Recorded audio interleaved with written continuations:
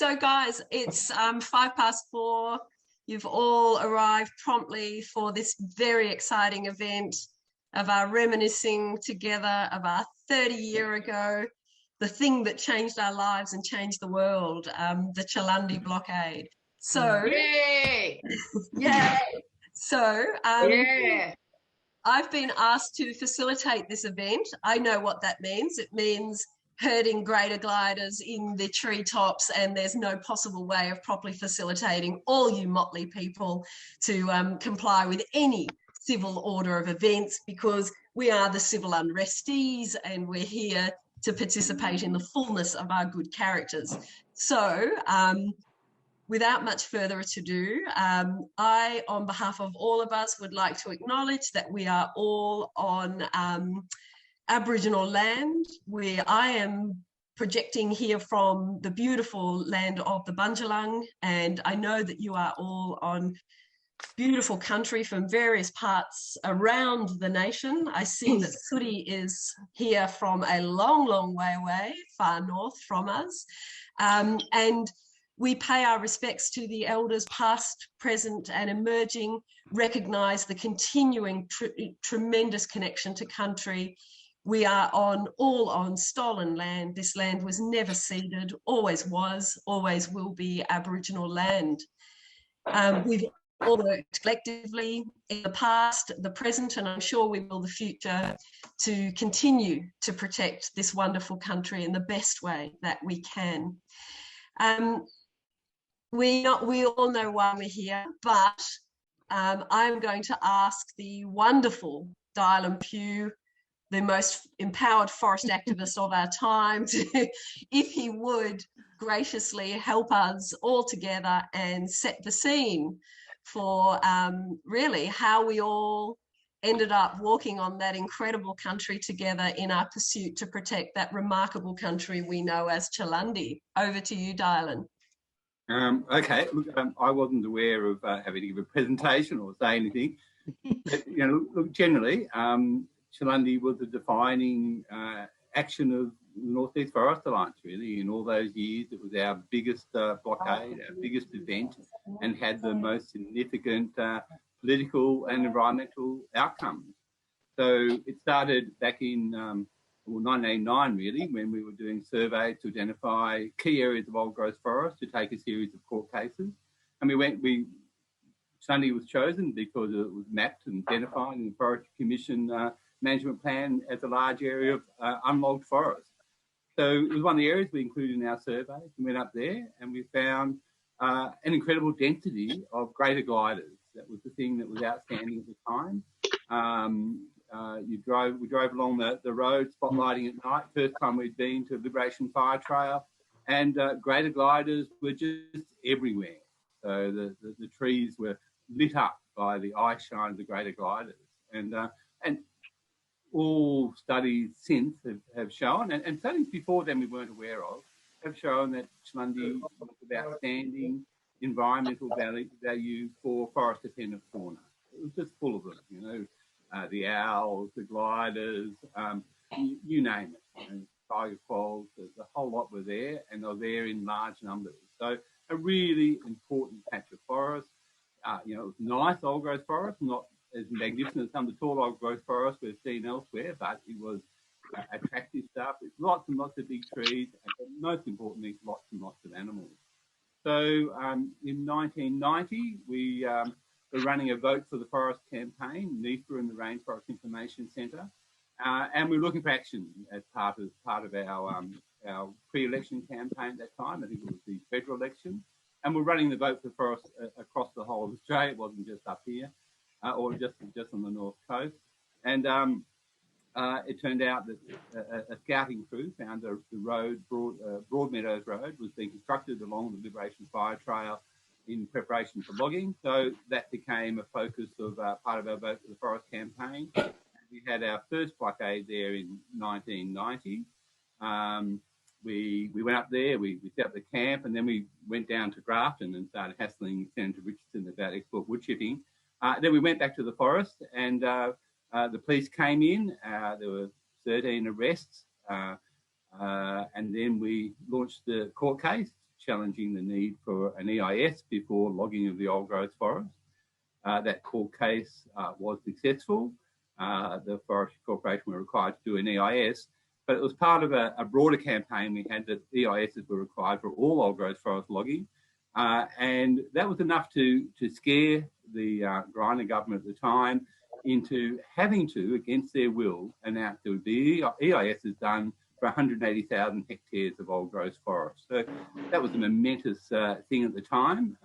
But Chaelundi was just a catalyst to achieve that outcome. We'd already had a win at Mount Royal, largely thanks to Barry Griffiths, who'd been campaigning for that area. And we told the government, we gave them a list of about a dozen other areas. We're going to do the same thing over, so one after the other. The government couldn't get the parliament to stop requiring forestry to do EISs. So we've got this moratorium of 180,000 hectares of old growth forest, most of which is still safe now. We lost some bits, but most of it is still protected, plus a whole lot of additional areas we weren't aware of at the time. So then they did a mini 3-compartment EIS for Chaelundi. So they picked 3 compartments out of the 7,000 hectares we were asking an EIS for. They did a quick, nasty EIS. We thought the EIS was a load of rubbish, and we did detailed submissions on it, but our barrister, Tim Robinson, didn't want to challenge the accuracy of the EIS, mainly because court cases challenging the accuracy of EISs had failed in the past. So it didn't seem to be an avenue. So then in the interim, we established a blockade at Chaelundi, manned by, or personed by a limited number of people over months. So the government waited till after a snap election, but the Griner government was in minority. Anyway, after the election, they decided to come in on the 23rd of July. We had a tip-off from the police when they were coming, so we were ready as best we could be.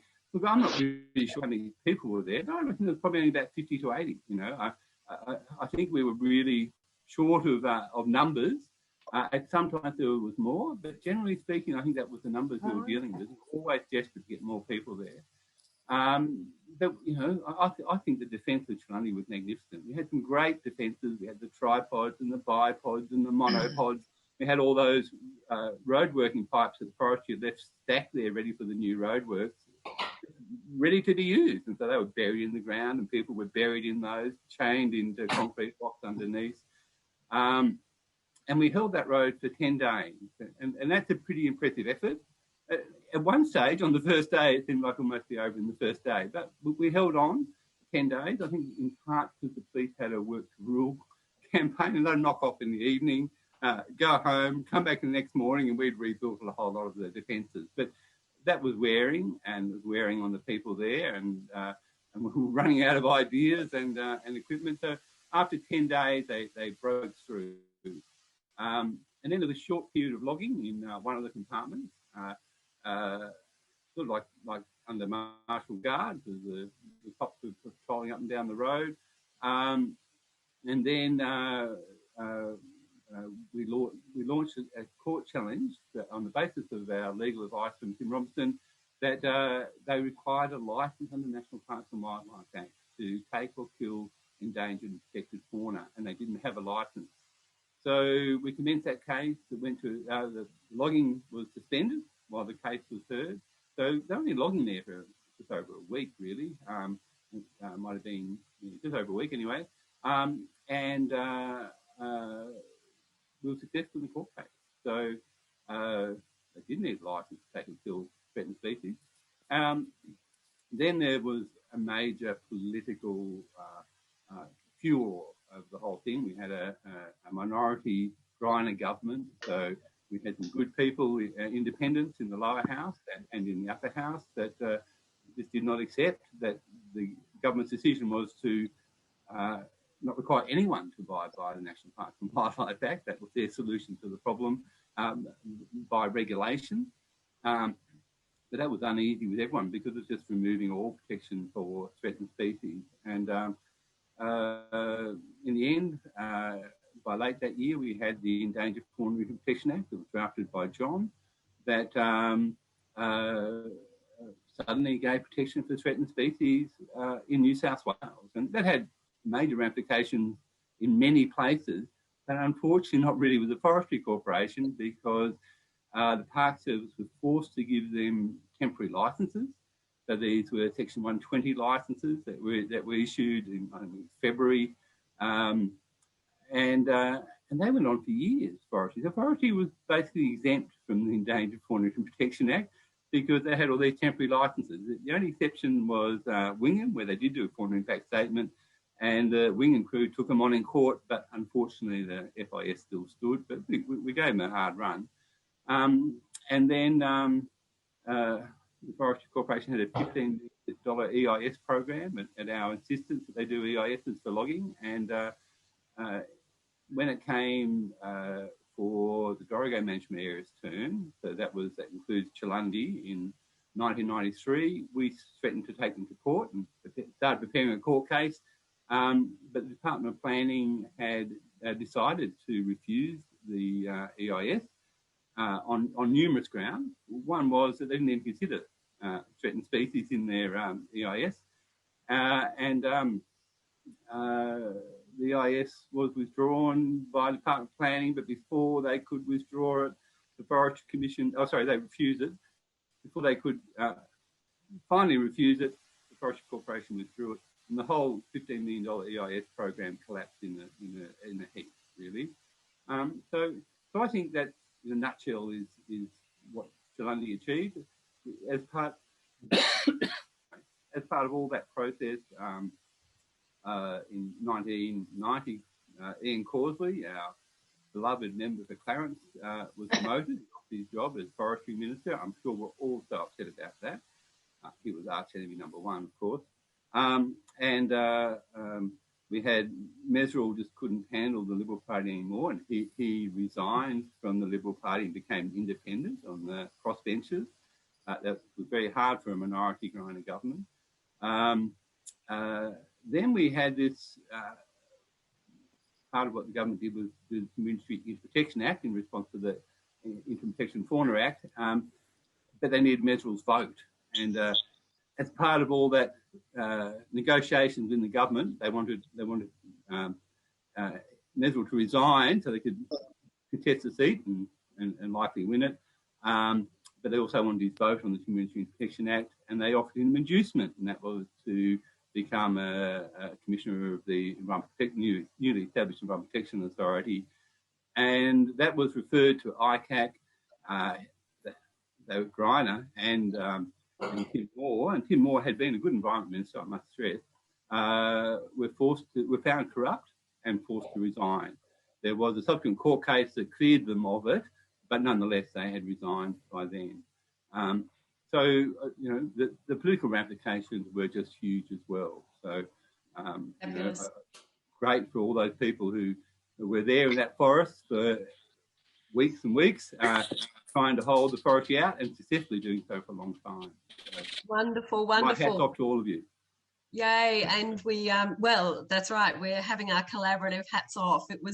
It took so many of us, and we've all got, that is ultimately the platform and the framework and the chaos within which we were operating and the chaos that we caused as the very forest is operating in its chaotic environment. Now, I'm facilitating some storytelling on top of that fabulous contextual background of how we all arrived there.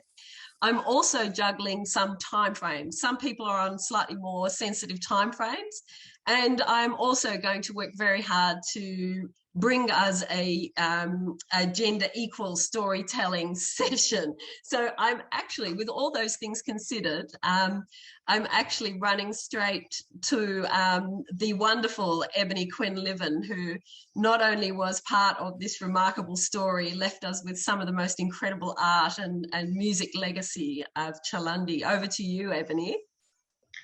Oh, well, hi. And I'll never forget Chaelundi either. I was just legs on the ground. I didn't do anything official. I just, climbed into cement pipes and stared down this bulldozer driver with a face like a cement slab, day after day. Because I've got to go and be a nanny very shortly. So what I'll do is play that song that I wrote out there called Chaelundi. I'm going to have to put my laptop down so it can hear the guitar. So you're only going to get the guitar. Is that cool? Yeah. And I hope that the computer doesn't break up too much. I've only got it on hotspot, so you know I'm pretty low tech. But anyway, I'll get it out. If you want to run that slideshow while I'm playing this song, you're very welcome to do that again. I'll just grab the guitar. Great, I'll do that. Thank you, Sienna.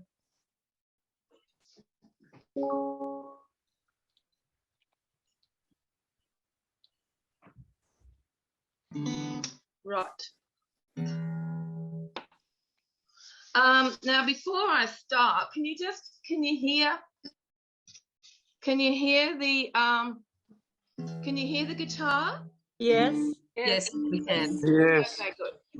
All right, I'll just try and move the speaker a bit closer to the instrument. Okay. Okay.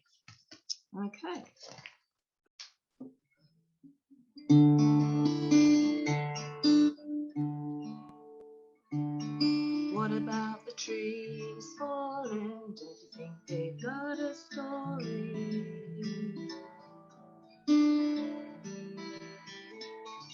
I'll tell you a story about a living forest in Chaelundi, free forest in Chaelundi wilderness.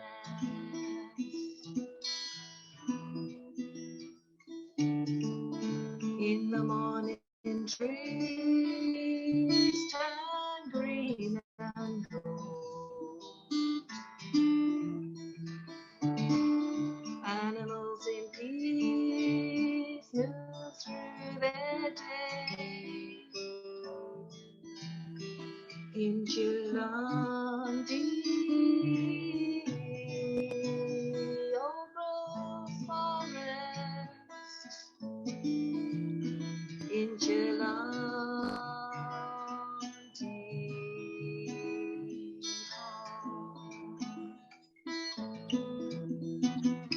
There's nothing thoughts minutes through the night. Hear the powerful owl calling. Feel the strength of earth and river. Know the power of the story they are telling. In Chaelundi forest, in Chaelundi wilderness.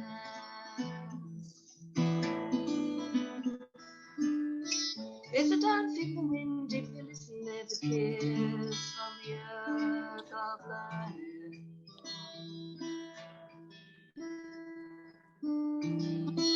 Feel the difference in the power of forest. Know the touch of lizard dreaming. In Chaelundi, old growth forest. In Chaelundi wilderness. In Chaelundi free forest. In Chaelundi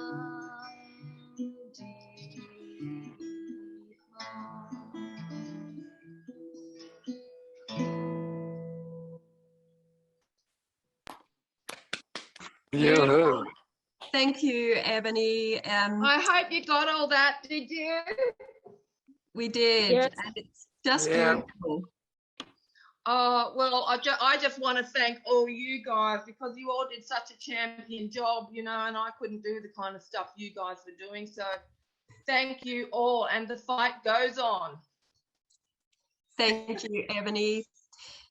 So from there, I think that we are looking on the slideshow. I think it's time to head to Patrick, because really, if we go back, I know that we all, reject linear thinking as much as we can and do.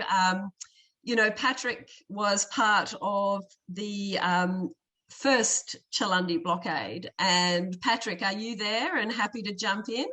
I am, Sue. Wonderful. So good to see you, Patrick. Great to see you. Hey, look, and that was lovely. Just in a slide, a couple of slides ago, that was me chained by the neck, typing away on my laptop, chained to a car. So that was early 1990. I think that first blockade that Alan spoke about. And I was working at Rainforest Information Center at the time. And, we heard about the studies that had gone on and all the wonderful creatures that were in the forest, and that there was a blockade starting. So I headed down with a bunch of friends from RIC. And I'd been involved in blockades for years, going back to Terenia Creek, but I'd never been arrested. And I decided, this is it. I'm going to put my body on the line this time rather than being the support group. And so, got up there, we stayed the night. And I thought, okay, we've got a nice bomb car with its wheels off. I'm going to dig a hole in the road and bury myself and have the car on top and have my neck chained to the car. So that was my plan. Remember doing that. So I figured, look, if I could do that, then there'd be no way for them to get me out there. We'd block the road for days. Anyway, of course, we had our circle, and in the circle, I said, that's what I wanted to do. This is the night before. And if I remember correctly, Ian Cohen said, no, you can't do that because that would be damaging the road. And we don't want to damage any state forest property. I'm like, come on, man. I want to dig a hole in the road. I want to chain myself so they can't get me away from there. Well, anyway, we operated by consensus, and but of course, consensus going forward wasn't met with my ideas, so I had to put up with just chaining myself with a D-lock around the neck, sitting beside the vehicle and typing away on my laptop. And of course, I was cut away in 10 minutes, but the cameras were there, and the news got out, and it was great to be part of that side about putting my body on the line for the forest. So we got taken back down to it was Kempsey, wasn't it? Lock up. And I got a call from my friend in Germany, and she said, hey, Greenpeace is looking for someone to start their forest campaign. Why don't you apply for the job? It's based in Amsterdam. And so I did, and they gave me the job, and my approach to it was basically helping Greenpeace everywhere to do what we did in Chaelundi, help local groups, support local struggles, work with Aboriginal communities, work with forest peoples, and give power to the people putting their bodies on the line.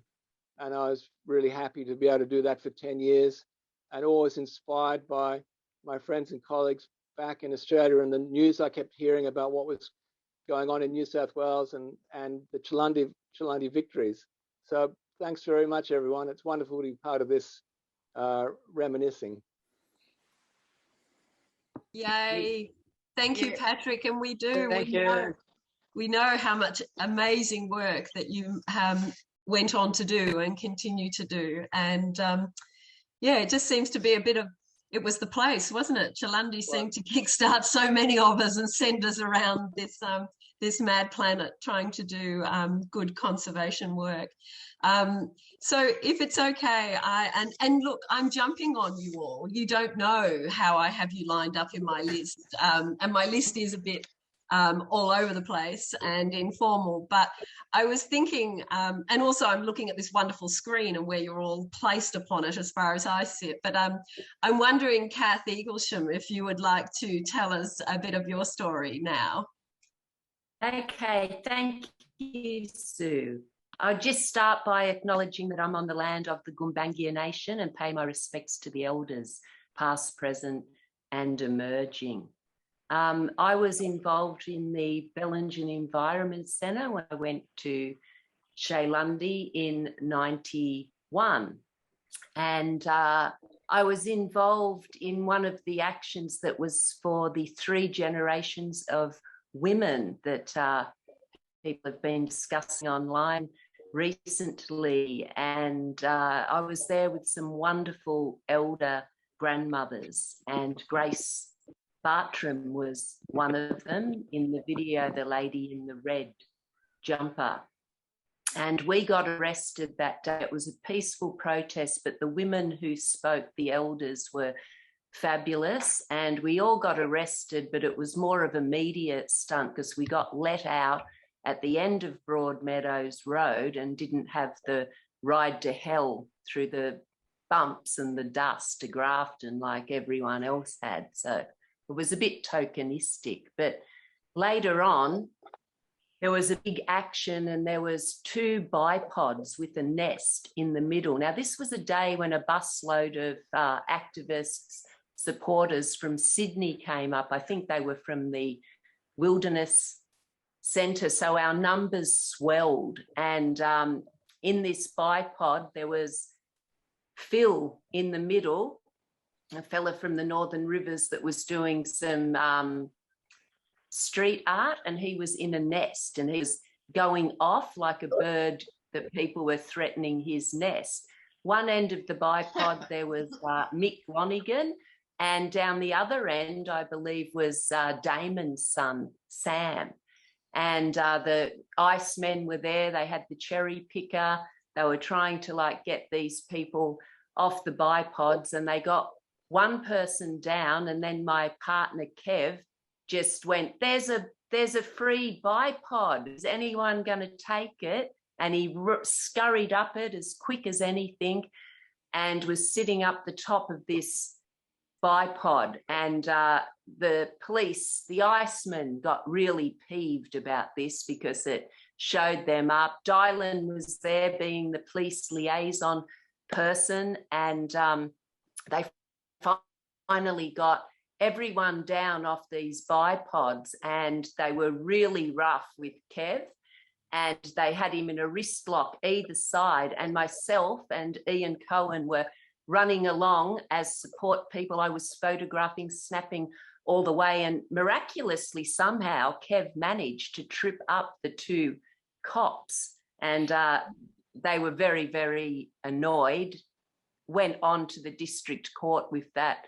And all the charges, they wanted to charge him with assault, but all the charges were eventually dropped thanks to Tim Robinson.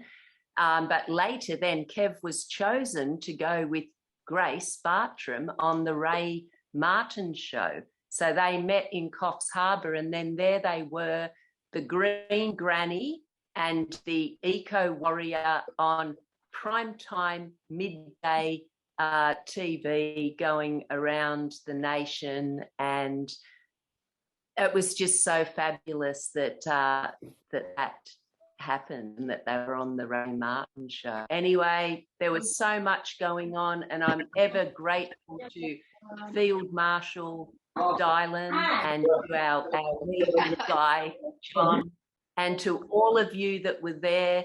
Flo, I remember Flo coming into Bellingen with her backpack on and her dreadies, going up to Chaelundi, and there she is today, our serene yoga guru. It's just wonderful. Thank you. I'm blessed to be part of the Chaelundi tribe, and it is, I've lived on 3 intentional communities, and the best experience of tribe and community I have ever felt was the grassroots NEFA organisation, the Old Growth Forest campaigns in the 90s. Om Gaia. Thank you. Om Gaia.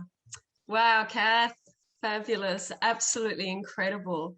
And it's just so true, those moments, those unbelievable moments of just absolute passion and heroic behaviour where people actually saw the moment to just run and throw their bodies, just knowing that it was the one thing that they had between the protection of what we were all there for, and the onslaught that was coming behind us. Those moments were they just unraveled minute by minute, day by day, night by night, and people just took everything they had to throw at that moment of protection.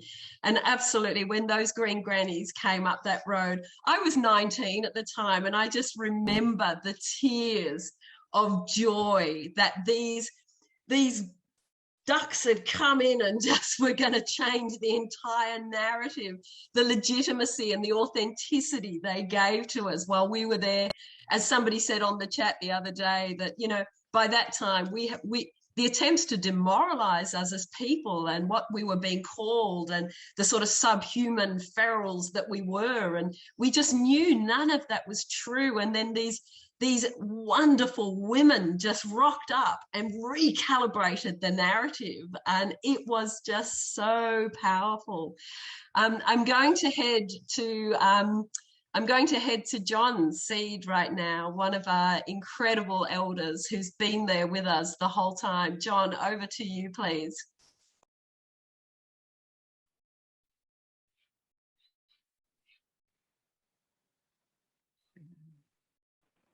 Okay, good to see everyone. You know, great to have those old circuits kind of come to life again, listening to these stories. Nice to see the photograph of Patrick on, you know, the same screen as me, both of us chained to. I remember lying underneath that vehicle with a kryptonite lock, and Patrick brought me a pillow. It was so kind. But you know, when I think about it, the story I remember is working one night at the Rainforest Information Centre in Wotherspoon Street, and Ian Cohen rocks up and he says, "We need the rainforest van. We're going to, you know, take the wheels off and chain ourselves underneath it. It's got to go to Chaelundi." And I was like, I've been thinking about how difficult it was going to be to get it re-registered. And so I reluctantly gave him the keys, and that was the last time I ever saw it. Anyway, there's a lot of people to tell stories, so that'll do for me. Really beautiful to see you all. We were, to this day, we are forever grateful for the donation of the vehicle that you never saw again, that happened to find its fame in every national photo, media, etc. event. And thank you very much, John. Okay, so I'm thinking now, when Kath mentioned earlier about Flo and her very many dreads and her backpack heading up to from Bellingen, I know that I spent many a day at Chaelundi. In fact, I think I was there pretty much for the whole time, with a few days here and there. And Flo and I had some pretty wild and wonderful times at Chaelundi. Over to you, Flo. Oh, thanks, Sue. Yeah, I was on a visa from the UK, and that was kind of my whole holiday was at Chaelundi, and I can't think of a better way that I could have spent that time. And I'm so grateful for Kath. I just rocked up. I thought, oh, I'll just hitch from Sydney to the bush. I thought the bush was just sort of a place, and I didn't know where I was going. And kind people told me, oh, there's this action happening at Chaelundi. And I ended up in Bellingen at about 7 o'clock at night after hitching by myself from Sydney. What was I thinking? I don't know. Anyway, luckily, some people there said, oh, I'll call some people that might be able to put you up. And with so much luck in the world, the next day was the NEFA meeting. So there was all these people going to Chaelundi from Bellingen. And I think maybe it was Kath that took me there. And yeah, I spent months there and met so many beautiful people and had such an amazing time. And I didn't want to leave Australia. And I didn't. I'm still here.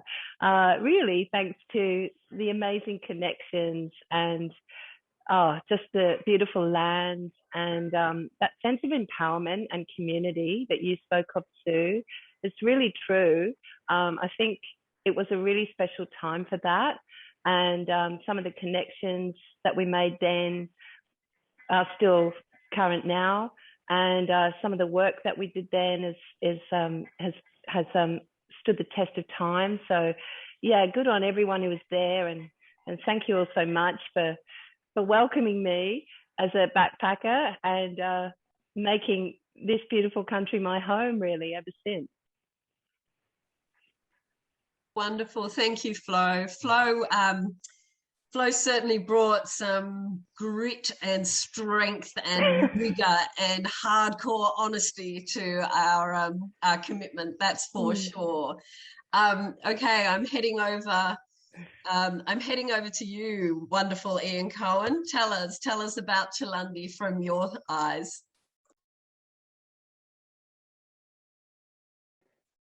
Can you hear me? Yep. Absolutely, we can. Thank you, Ian.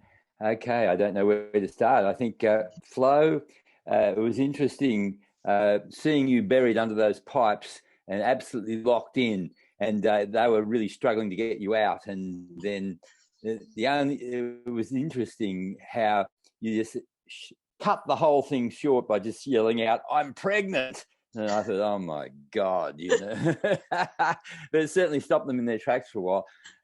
Look, I just sort of got there to support whatever way I could. And John, I know there's still a terrible feeling about that van. I'm really sorry. It ended up with a tripod leg through the front window and through the floor.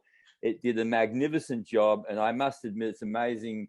I knew how attached you were to it. It was just one of those things that we had no way of getting it out. But it certainly served its purpose, and it really sort of sent a message.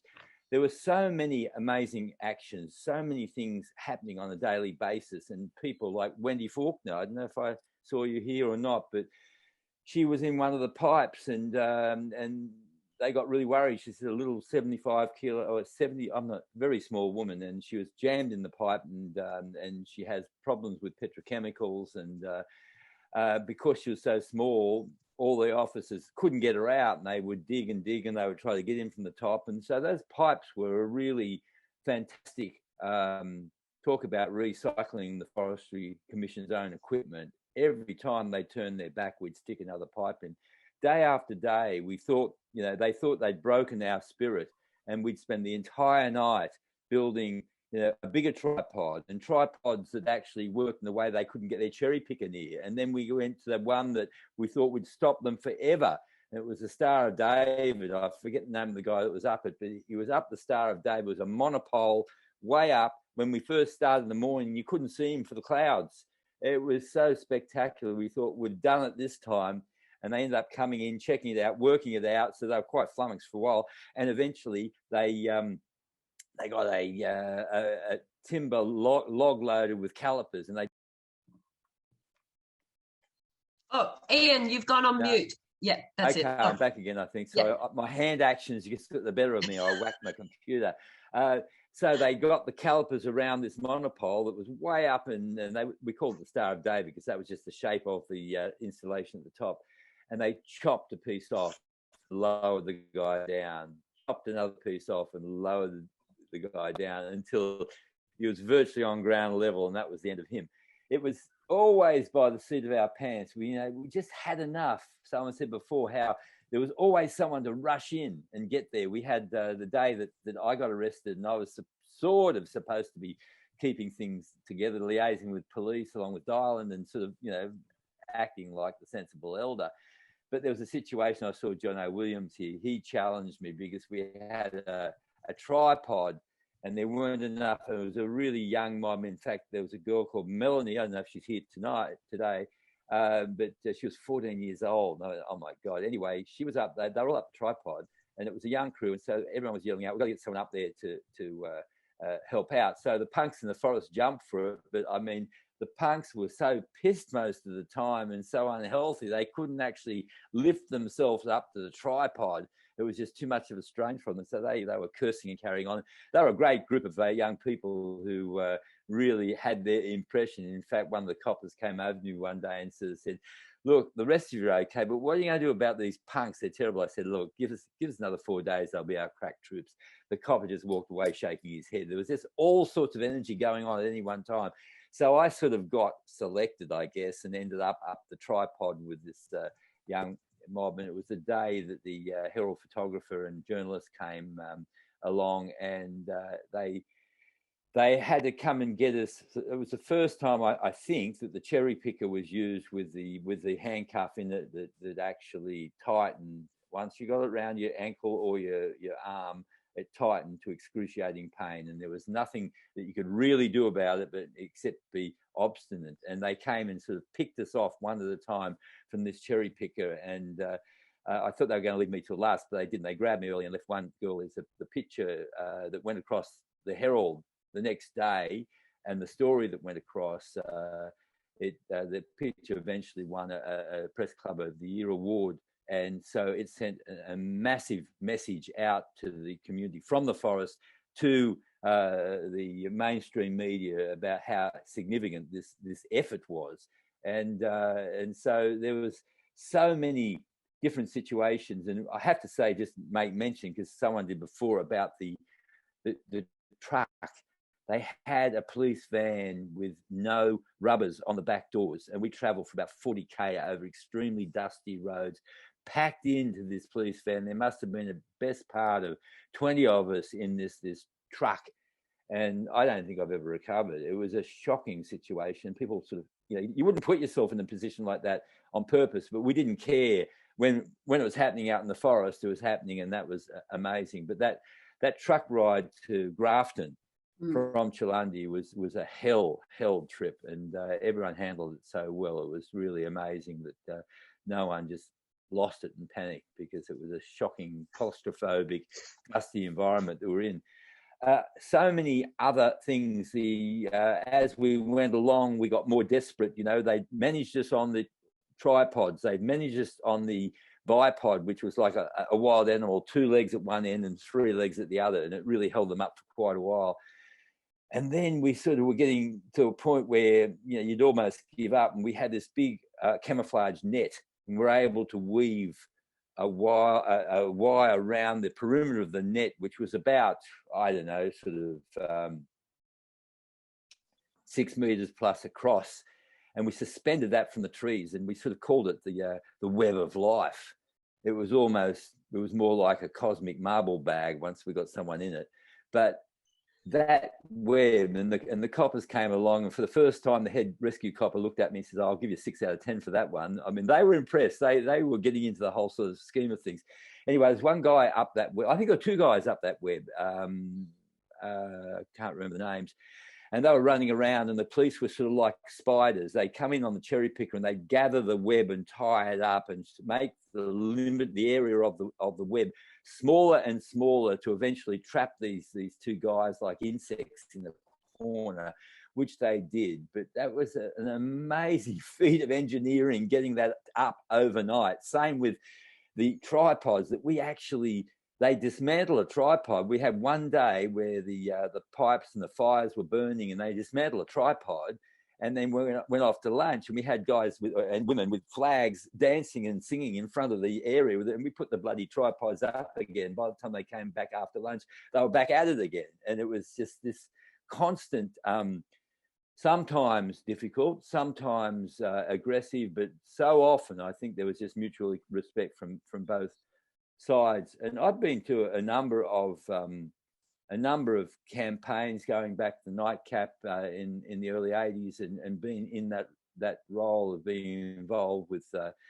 of coordinating action and things like that. But Chaelundi had a certain spirit. Chaelundi had a feeling of everybody there, so much with nothing but their ideals. That was their investment. And it was just one of the most wonderful highlights of my life, just to be surrounded by that energy, to feel that people, whether we won or lost. And it was just wonderful what John Corkill, John Seed, Dylan, Tim Robinson did. on the other side of the fence. You know, like we rang through, or I think John Corkle rang through on our network, and we knew a couple of hours before the police knew that we'd won.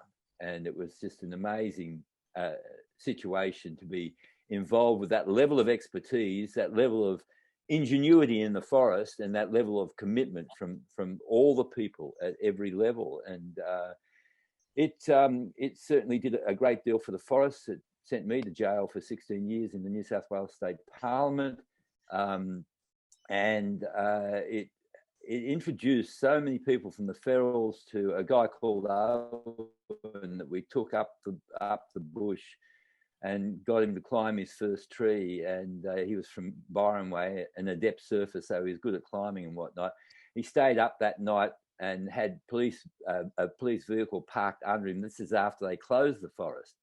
And he was able to stay there the whole night, and the police fell asleep, and he just slipped down the rope from an old growth tree and pissed off to fight another day, so to speak. So there was just action after action, creative and extremely brave on the part of people. And it was, it was an event worth participating in. It was an event that I think affected many of our lives.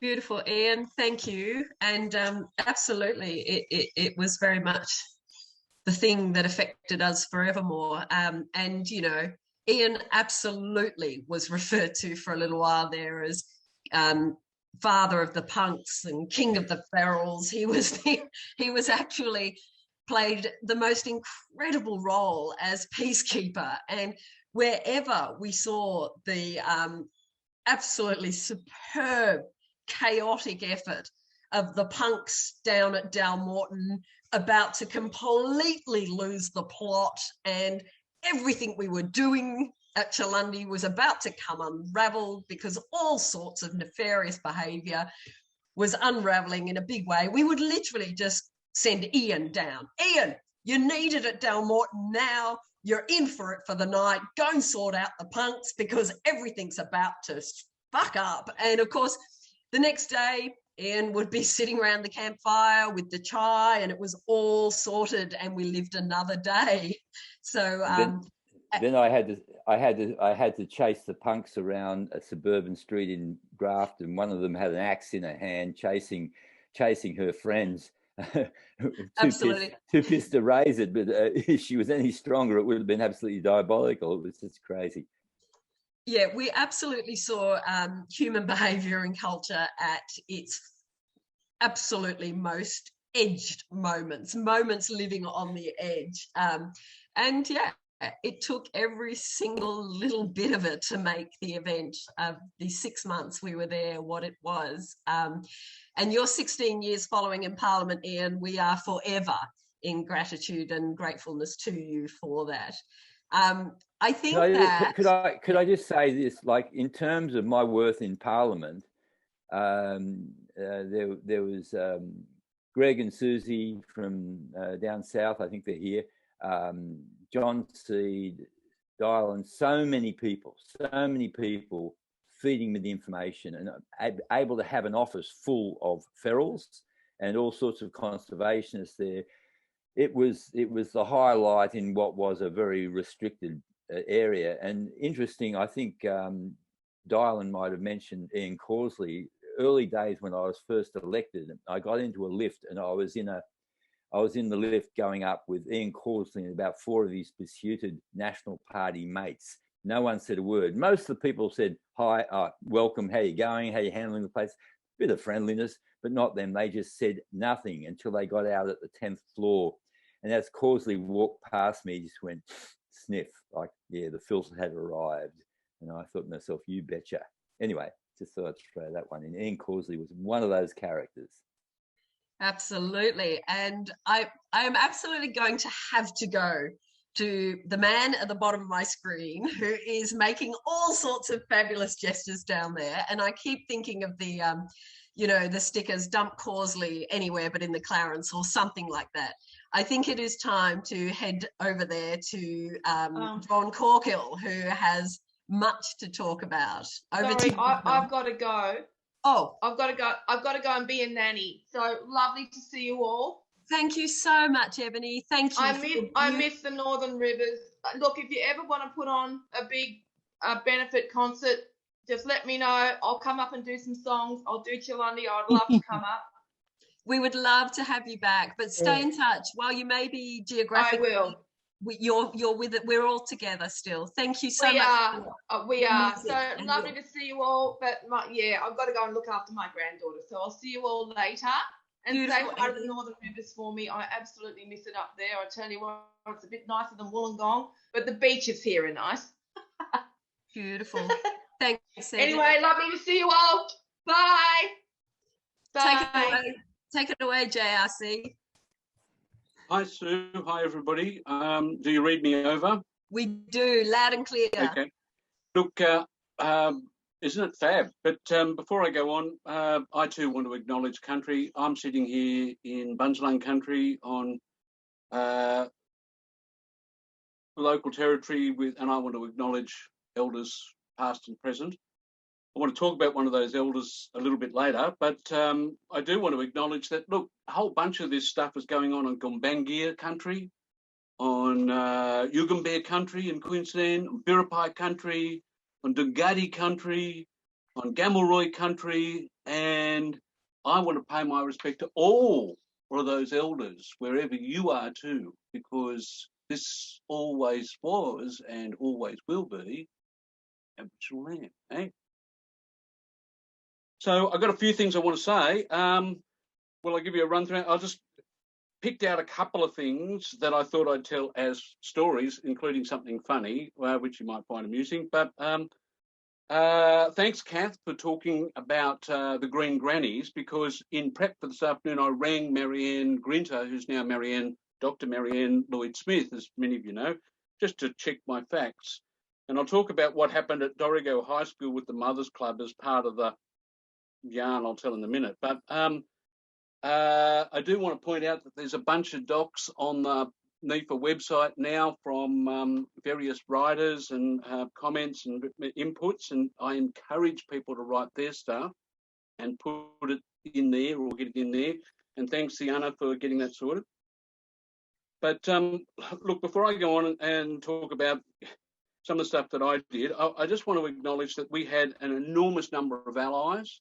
I had just the most incredible help in doing this, and I guess it'd probably be fair to describe me as being the tip of the spear, but geez, there was a lot of spear behind me. So thanks everybody, and that's people in NEFA, Dylan and Steedy and Barry Griffith and Sheedy and Hayden and Ashley Wilmont, who's now no longer with us, of course, Helmut, who's gone, but Celia Smith, Lynn, you're there, I see that, Linda Gill, Kath, of course, you, and Marianne, who I'll talk about in a moment. But there was Lisa Yates and Jess and Megan. There were a bunch of people who were core here. And so when we talk about this win, it was all of us. Oh, sorry, I missed out the mob and the Environment Council. Terry Parkhouse and Jim Tedder and Peter Wright, the treasurer. There's the mob in Rick, of course, as well as Seed and you, Pat, and Ian. There was Brenda and a bunch of other people who were, hey, you were core crew, guys. So, thank you for being there. You backed me up big time. And in Sydney, we had a lot of allies. And I think it's a mistake for us to underwrite this is sort of like a little win in the region sort of here. We got a lot of help in the city, and they saw it as their win too, and for very good reason. So my mate Rodney Falconer, who was on the NCEC exec, reminded me at the time that we had some pretty interesting days back at the NCC's headquarters in George Street, but before that over in Cumberland Street and other places. But the staff there were great, Barbara and Bruce and members on the exec. There was Vince Saventi, one of my personal heroes, who aided and abetted us in every way. There was the chairperson, of course, Judy Messer.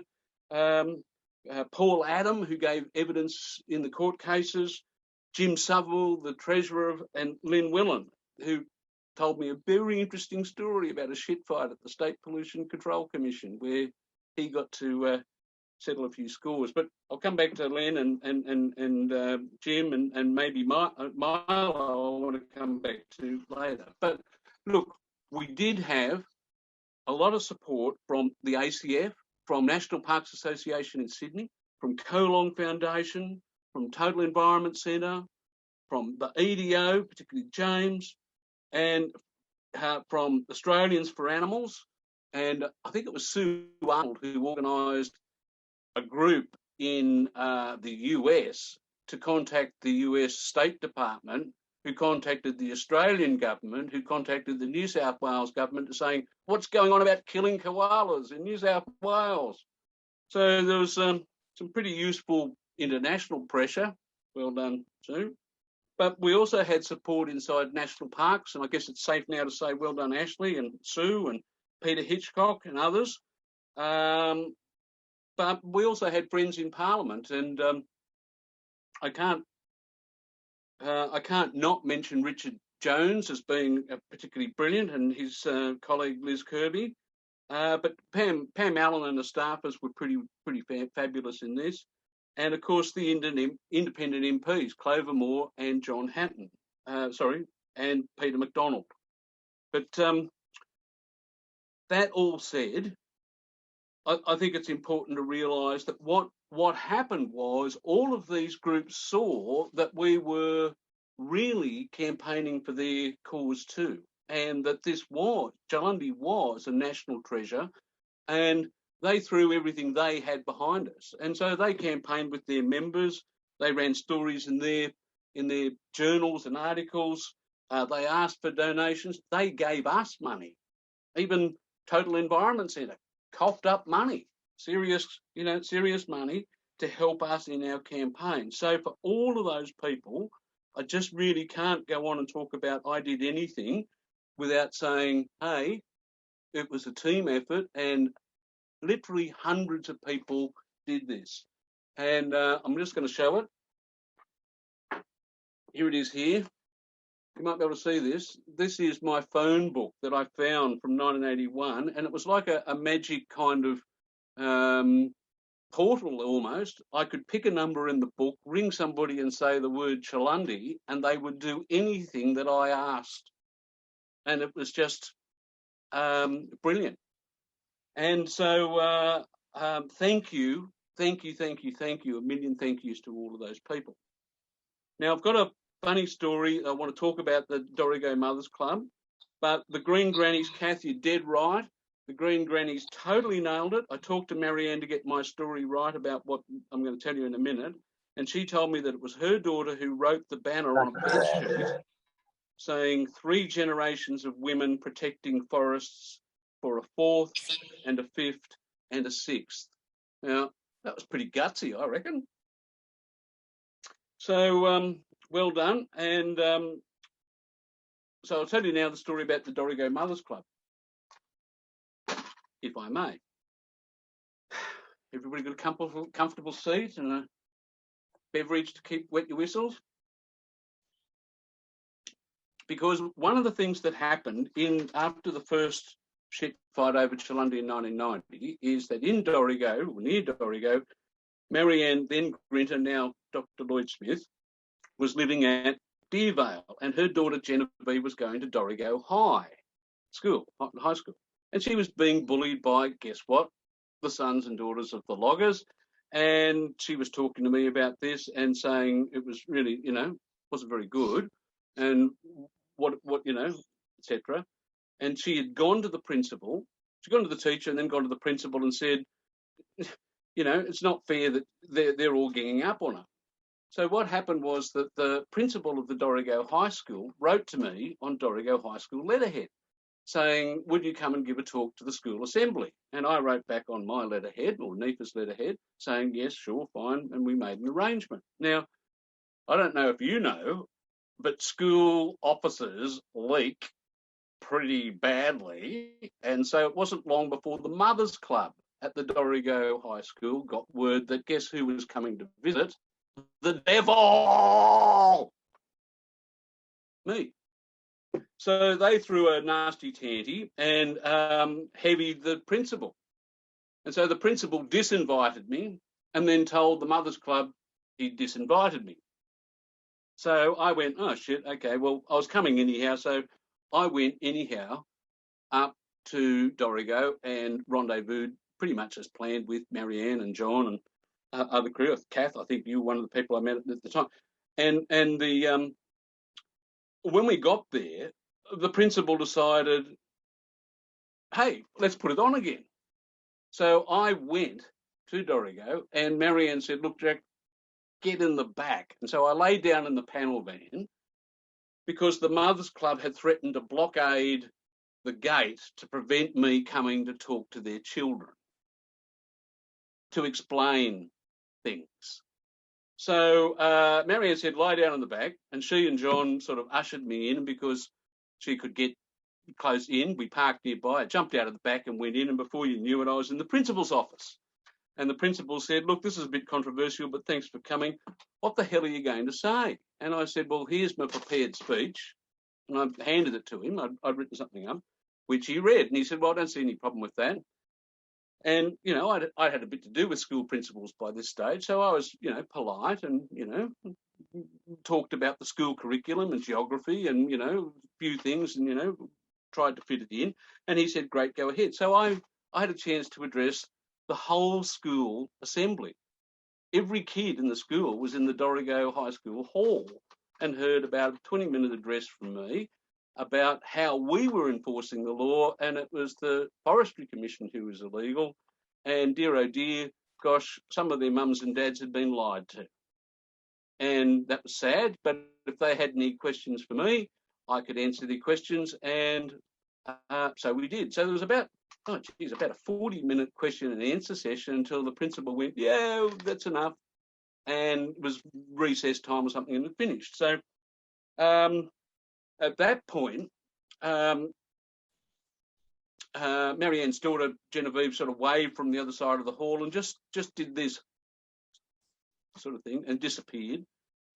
And John and Marianne were pretty keen about getting me out of Dorrigo High alive. So they put me in the back of the van and we left. But I poked my head up as we were going through the gate, and one of the ladies who had been there guarding the gate to make sure nobody told anybody in their school anything they didn't want them to hear. So the lady saw me, poked my head up out of the panel van and went absolutely should we say, the look of hell, shot daggers. And according to Marianne, there was later a complete fucking meltdown on the Mothers Club because the principal had lied to them and all this other stuff had gone on. But dear, how dare their children be told the truth? So that's my little story, and I wanted to thank Marianne again for getting me the opportunity to do that.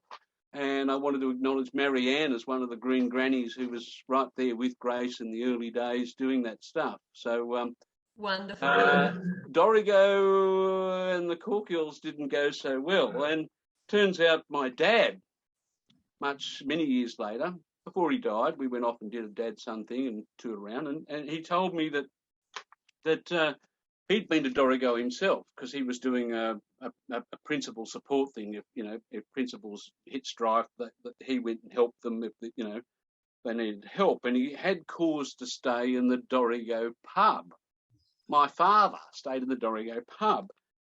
And he told me later over a beer when we were out on the road that he had the noisiest room in the most uncomfortable bed in the town motel, an inedible breakfast in the town cafe.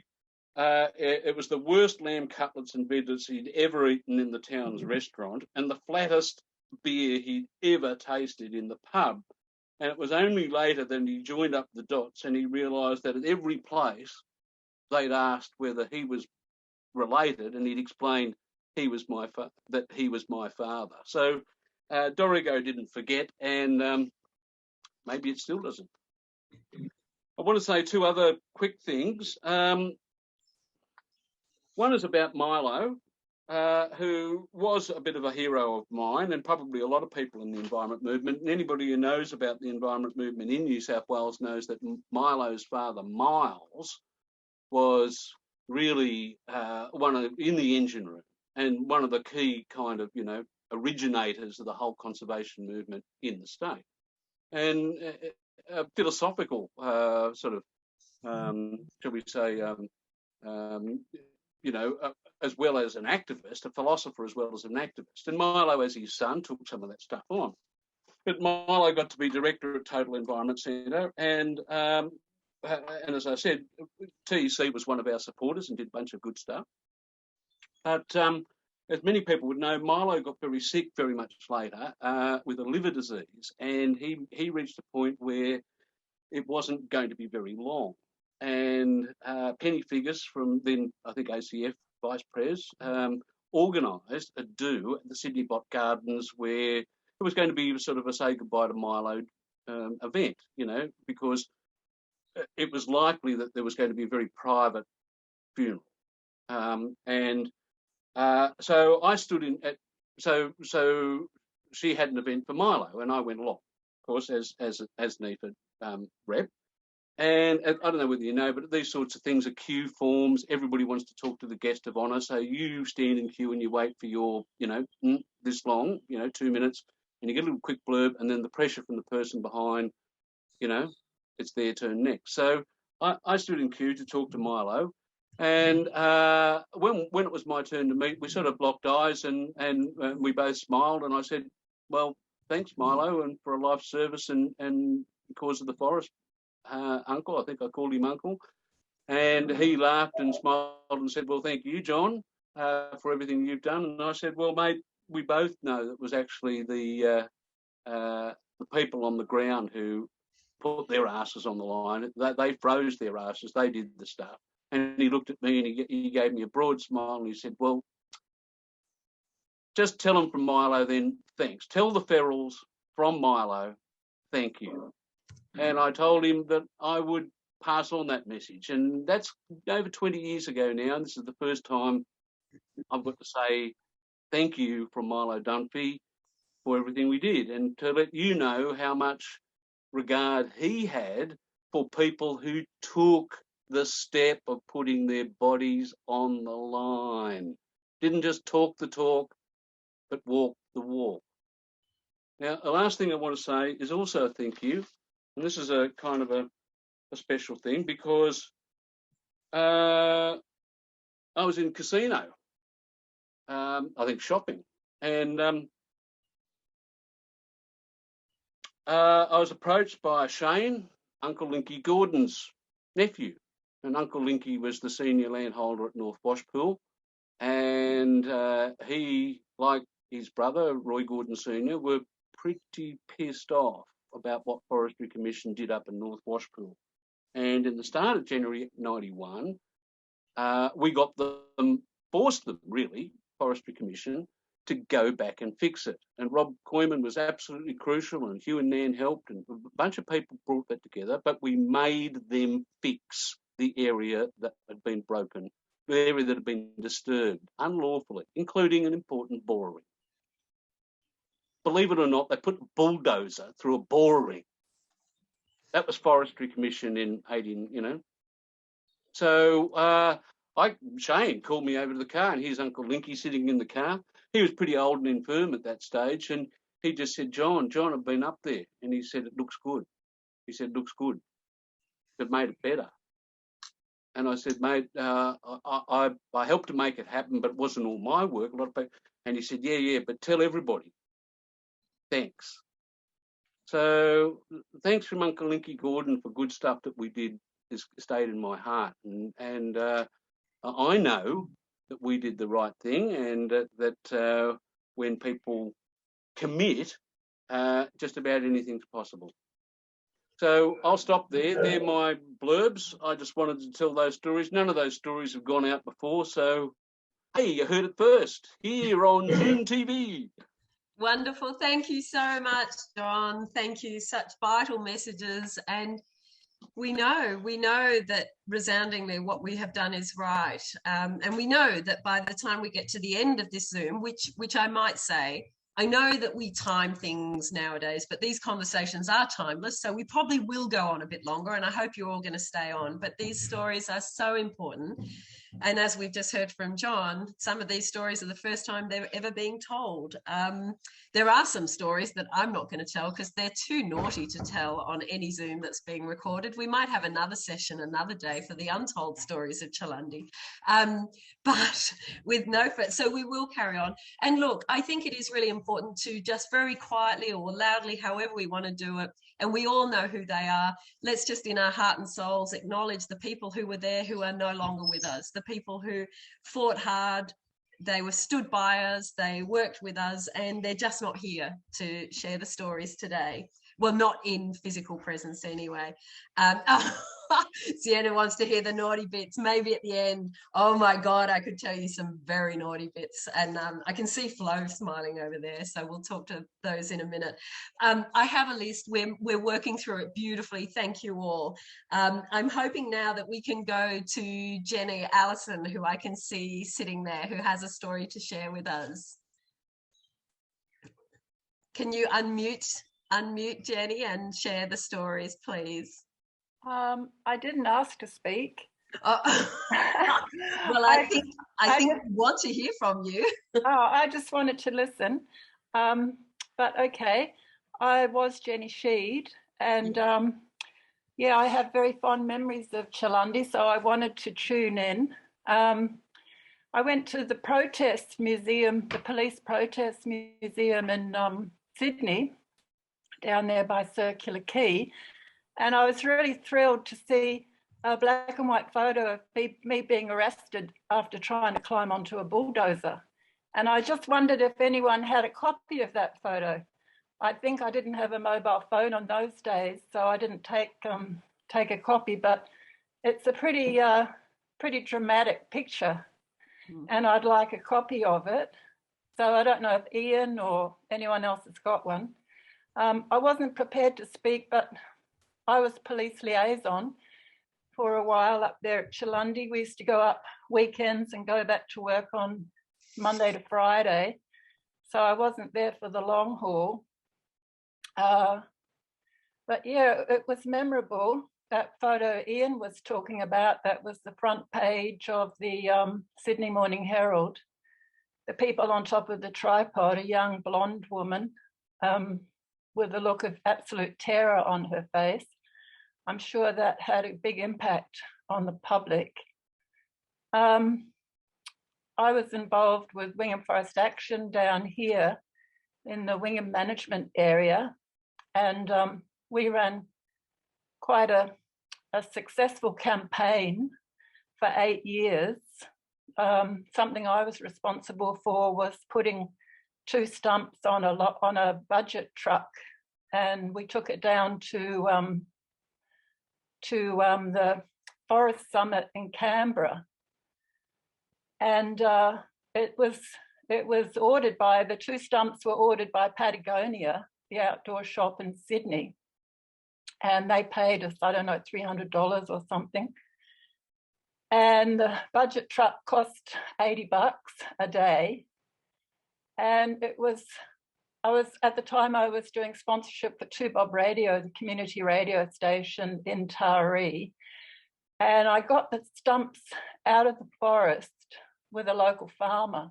And I needed somewhere to keep them until we could take them down to Patagonia. And there was a guy there, Max French in Taree, who had a big shed. And he used to always give me a hard time. He'd see the news, he'd see Wingham Forest Action on the news, you know, stopping the logging. And he'd say, what are you people doing stopping men earning an honest dollar? And there's so many trees. And he said, I fly to Tamworth and there's trees all the way. I said, well, fly to Perth, Max, and then tell me how many trees you see. But he kept sponsoring the station. So when I needed somewhere to store these logs, I said, Max, can I put a couple of stumps in your shed for a few weeks. I'll pay you," because he hesitated. And he said, "Yeah." And when I took them in one by one on the back of this little truck, his mouth literally dropped open. He sort of went like that at the stumps, and I thought, wow, this is good. I asked him how much I owed him. He never sent me a bill. And when we finally got them onto the truck and was taking them down to Sydney, I saw how people looked at them from the cars on the highway, and I knew that we had a really good public awareness, what would you call it, gig. So I rang Patagonia and said, look, you know, these stumps are creating a lot of interest, and people are really paying attention. Can we take them down to the Forest Summit that was on that weekend? And they said, sure. Well, I was worrying about how we were going to pay $80 a day to budget. And when we were in Canberra, Bob Brown and other Greens senators and John Williamson and all came out to have their photos taken on the truck. And someone said, take it down to the mall in Canberra and get a bucket. And at the end of the day, we had about, I think, $700 odd in the bucket. One man had written a check for $50 and chucked it in. And I suddenly realized that this was a really great thing. And the truck ended up being on the road for 6 months. It was in Castlereagh Street in Sydney a long time, collecting signatures on a petition. And the traffic police just turned the other way when they saw us. Basically, they didn't hassle us. We got Andrew, he showed up in Canberra. My friend's son was out of work at the time, so he drove it from Wingham down to Canberra. And Andrew took it on, and he manned it for 6 months, and different people from our area went down to be with the truck. But it was certainly an amazing thing. It travelled to 3 states, and Canberra, New South Wales, and up to Queensland. When the woodchip licence was being renewed, it went up to, I can't remember the MP's name, but went up to his electorate. A lot of people think petitions don't work, but I just got 4,000 signatures on a petition down here to stop the council from taking out a community garden that's in front of the Wingham Green, Central Park Green. And they wanted to modernise Wingham, which is a heritage town. And because I took a conciliatory approach, the council said they listened, and they completely rewrote the plan and gave us everything. There were 11 items on the petition, and so many people were negative about petitions and saying, oh, it won't work, council won't listen, they're not going to take any notice of you, who do you think you are? And it was quite depressing, but in the end, we won. And there's a focus group, and I've been invited on that focus group to sort of work with the council on the way forward. I know this isn't about Chaelundi, but all that stuff that we did in Chaelundi, it was early days for me as a forest activist, and I've taken it on and gone further with it. I mean, I even lived in the Netherlands for 7 years, and when I found out that the Dutch government only had 8% renewable energy, and they counted a nuclear power station in that as renewable energy, I started a postcard campaign, because that's what I did here in Wingham for the old growth forest. We had great photographs of kids and adults with their arms around the big trees that were going to be cut down. And there's one of me on a stump. I took Susie Russell out. I'd been monitoring taking before and after photos in the forest, and I asked Susie to come out. But what she had on that day sort of blended with the log. And as we were leaving, I said, "I'll take one of me just for fun for my, photo album." And that was the one, because I had a contrasting a shirt and trousers on. It looked better, and my head was up. And 4,500 of those postcards went to the state government leading up to the 1995 election, when Bob Carr was elected on green preferences. So I think, and he called a moratorium on old growth logging almost straight away. Well, he did in the tally room that night. He thanked the Greens for the preferences and said there would be a moratorium on old growth logging. And Wingham got Tappan Top National Park, which was 37,000 hectares of the Wingham management area, which was only 55,000 hectares. So it was pretty successful. What else can I say? That's wonderful, Jenny. I mean, I think two really salient features there. One is the days when Labor realised how important Greens were in their lives. And more importantly, really for us, is, it's bizarre because in some ways, everything we were living through the Chaelundi campaign, we actually were the methodology makers. We made, just through being and taking the action we did, the methodology and laid down the methodology of what it means to be successful legally, politically, socially, communications-wise. We set this tremendous methodology as to what a successful campaign looks like. One of the things I remember very well culturally around the fire was the grit that the Toonam barbarians brought to the blockade front line. There was this kind of overarching cultural thing that this mob from Toonambar came and descended. And now, naturally, that is going to take me straight to Aidan Ricketts, who is here and wants to tell some stories about the legacy of the Toonam barbarians on the front line at Chaelundi.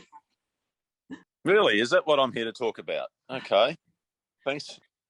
You can talk about whatever you like, as you will. Well, I really did want to. I'm really glad you mentioned the people who've departed us, because it's quite a big list, and of course it keeps growing. So I really sort of in all of our memories really want to mention that.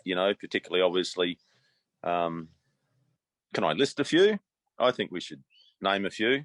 They're all white people, so or not all of them actually, but definitely Natalie, Andy Frame, Helmut.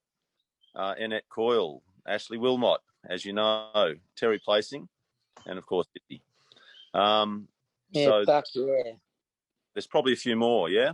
Yeah, there are a few more. Yeah. So that's a really big thing. But stories. Well, I suppose, I mean, I don't know. I didn't have a story ready to go, but in terms of the Toonambar thing, I mean, I remember just arriving right on the very first night. People had just got there, and this wasn't the first night of the police action. This is the first night of the blockade at all. And yes, we were the Toonambar mob. We had been pretty busy pioneering without many tools up in the hills, so we got a bit gnarly. We were there in Andy's grey Land Rover, and we had been building fences. So we had the idea of putting in strainer posts 3 foot in the ground really firmly in our heads, and we had chains and crowbars, and when we saw those pipes it was like, oh yeah, there's a thing, let's put those pipes in the ground. That was a bit controversial because there was this sort of as Patrick sort of alluded to before, there was this sort of older sort of cotton wool and bamboo sort of hippie thing about not doing anything naughty to the Forestry Commission and not stealing their property and not upending their pipes and stuff. So we had to go through quite a consensus process about whether it was actually just too naughty to steal their pipes and put them end on end. But eventually, eventually that argument won the day, and all that night it was on. There was just pipes being dragged and holes being dug and all of that. And it was just a beautiful and a marvellous thing. And and I sort of have never I wrote about it in On Guide Dudes. I think having a few Queenslanders come down to New South Wales was a really good thing, because we weren't fucking scared of your police. Jesus, I couldn't believe it. It was like, these are police. These are like the polite people in blue uniforms that come and tell you the real police will come if you don't stop what you're doing. They never looked like police to me, having come from Joe Land in the 1980s. But that was a good thing. But those pipes, they were amazing. Look, the story I reckon to tell about those pipes is the day the police actually did turn up. Some good naughtiness happened. I mean, the police turned up and they got a little bit behind our lines and they grabbed those. They got to those pipes before we got anybody into them, the front pipes. And that was a strategic setback. And I don't like a strategic setback. That's not how I work. So or any of my, any of our comrades at the time. And so there was an interesting scuffle that occurred at those pipes where we wanted to retake them. And this borders on the naughty, so a couple of fine details will be missed out. But it borders on the naughty that we wanted to retake those pipes and we wanted to get people in them. And there was a little bit of scuffling going on with the police, not super violent, but not the sort that you'd normally encourage in order to get the people in the pipes. I think there was even the touching of a gun that upset a policeman and a few other things. But the funny thing that happened is they lost the pipes. We got people into them. And the funny thing is people got put in those pipes. They didn't get to choose, really. Like all of a sudden, a whole lot of people would, am I too loud? A whole lot of people would grab and pick a person up bodily and drop them down in there. I think that happened to, I think it was Roscoe we dropped in from memory.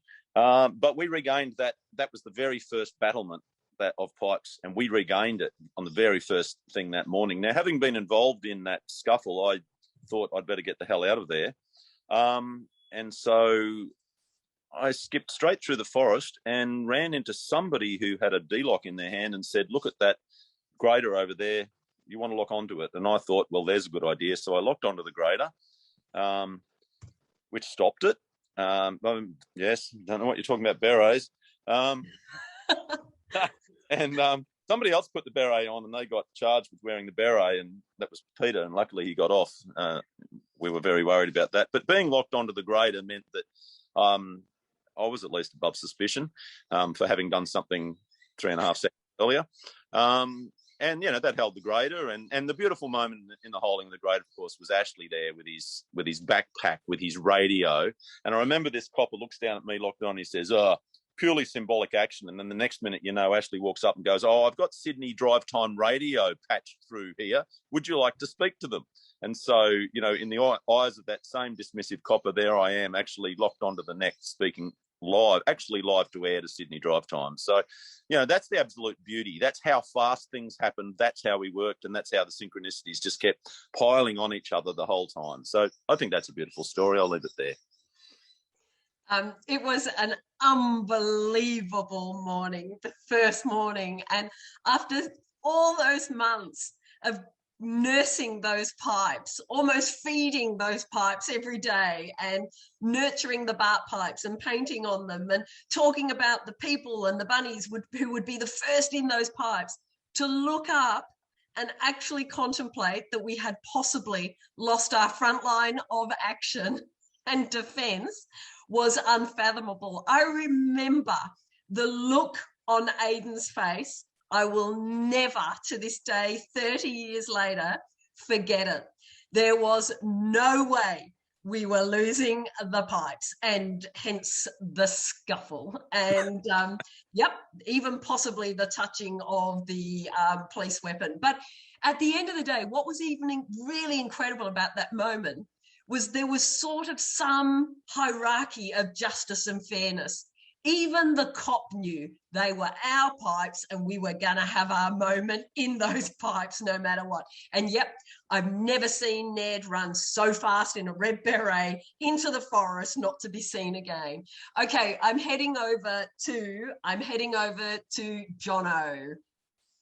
Could I just, before Jono, which is sort of appropriate, it wasn't just touching the gun. Someone knocked off the safety clip of that gun, and Ian, that's what got them really pissed off. That's right. Look, it categorically was one of those moments where there was sort of an affinity moment, and we were going to keep pretty quiet and move on into the next 10 days of action from that moment. Okay, Jono, take yourself off mute. We're calling you in. Can you unmute yourself there, Jono? Jono, you need to click the unmute button on your screen. Jono, we're not hearing you. Bottom left corner or top right corner, wherever you might be, you need to unmute. Can you see it? Yes, I've awesome. got the unmute button. Can you hear me? Got you, Jono. Hello. Hello, love. How are you? Very good. Is everybody? I'm in sunny Queensland. No virus. Virus? What virus? Tell us your story, John. I've got no virus at all. Yeah. Oh, shit. I was up with NEFA. NEFA was an experience. I worked with ACF, TWS, anybody that you wanted to know, but it was really good to work with NEFA because we're all anarchists, I thought. And we just did it without, it was an amazing group of people, and we did it by ourselves without relying on major conservation groups at the time. Yeah, I was down there for the first NEFA blockade was in Washpool, I think. Yeah, I was on holidays from Fraser Island at the time. But yeah, Diamond got me down. So we did Washpool. Yeah, and that's when I ran into Terry and Izzy, which passed away, which is a bit of a chronic thing. But yeah, I went down to Chaelundi the first time. Well, stuck my motorbike, so I had to go to Dorrigo Hospital. I got a reasonably good response. Then, yeah, got arrested. No, I didn't get arrested there, but yeah, for the big one, we spent, yeah, a consensus meeting. The first time the cops went through us, right? The first day we were down to bugger all, right? I had a 10-second consensus meeting. Who wants to cook food? Who can drive? And who wants to dig? And it was done in about 10 seconds. And the people up there at the time were just so committed to save that bit of bush, you know. And it was wonderful. I drove the John Seed truck up from Lismore. I had to go pick up the arrestees, and then someone said, "Oh, we've lost someone behind." And I went, "Oh, okay, but there's a road. Can someone else drive? Because I've got no license." And I went, "No, I'm not going to drive." So hence I got done with unlicensed again driving. And then I was lucky on the way up, the Rick van died. So it was good that I had 13 people in the back because they push started it. And we got there, and there's no time that we run into the anarchists from Waitalabar, and Ian Cohen dragged the car for about 10 k's down the road to get the anarchists. But the anarchist folk were the really good people. You know, they're Waitalabarans. We lit the fire up at Dalmorton. We did a strange few things there, but I should let you go and you can talk about. Yeah, but it was a really good action. It was really, really nice not to be contained by the major organisations of the time at the time. Yeah, okay, thank you. Thank you, Jono. Suffice to say, Jono was true grit on the ground as well. It was non-stop. He was part of the glue that held us all together on a daily basis. And God knows, I remember one night having to walk in with new charged radios. This was during the time when we had this was the time when everything was closed and the cops were guarding us. It was the end of our blockade, but we were in court. And I remember hiking in the 20 kilometres overnight through the police camp, having to circumvent the cops driving up and down the road. And we finally made it. And we were carrying these massive batteries on our backs with radios. We finally made it to the Liberation Fire Trail where we were lawfully allowed to be. And there was Jono. Jono was just walking through the bush on his own and kind of came along and put the batteries in his backpack and did the last 15 Ks for me without having to carry these batteries. Jono was just always where you needed someone to be. Lynn Arago, the fabulous Lynn, heading to you. Tell us your story. Okay. Well, this is unprepared as well, but I've just enjoyed listening so much. And look, I'm just awed by the longevity of our where our heart's been and what we've all been doing together for the forest. And that goes now, stretches to the younger generation who are so savvy. And, you know, it's just so heartwarming that it's continuing. So anyway, having said that, hello to everybody, and thanks for the past and the present and hopefully the future. Look, when I first went out to Chaelundi, and I didn't stay there the whole time, I did turn up for the grannies, the 3 grannies, and hang on, yeah, that's better. And that was an amazing day. And somebody's posted on Facebook how I looked 30 years ago. Well, okay, that's interesting. And I was a very serious insect and probably still am, but that's okay. Look, when I first went out there, I thought, oh, look at this beautiful forest, driving all the way out. And then I got there and I saw the old growth trees. And truthfully, I didn't even know what old growth was at the time. You know, I wasn't aware of it. But I spent time, probably, I don't know how long it was, a few days. I remember the teepee, I remember the cold, I remember the long coats that kept us warm like our own little tent as we walked along. I probably stayed a few days, maybe a week, I can't even remember. But after spending time in that old growth forest and I drove back, I looked at the same forest that I had seen on the way out, and it was sticks. It was little tiny sticks. You just don't know what is a forest until you've been in an old growth forest and seen it. So it was a learning experience. It was wonderful to be a part of.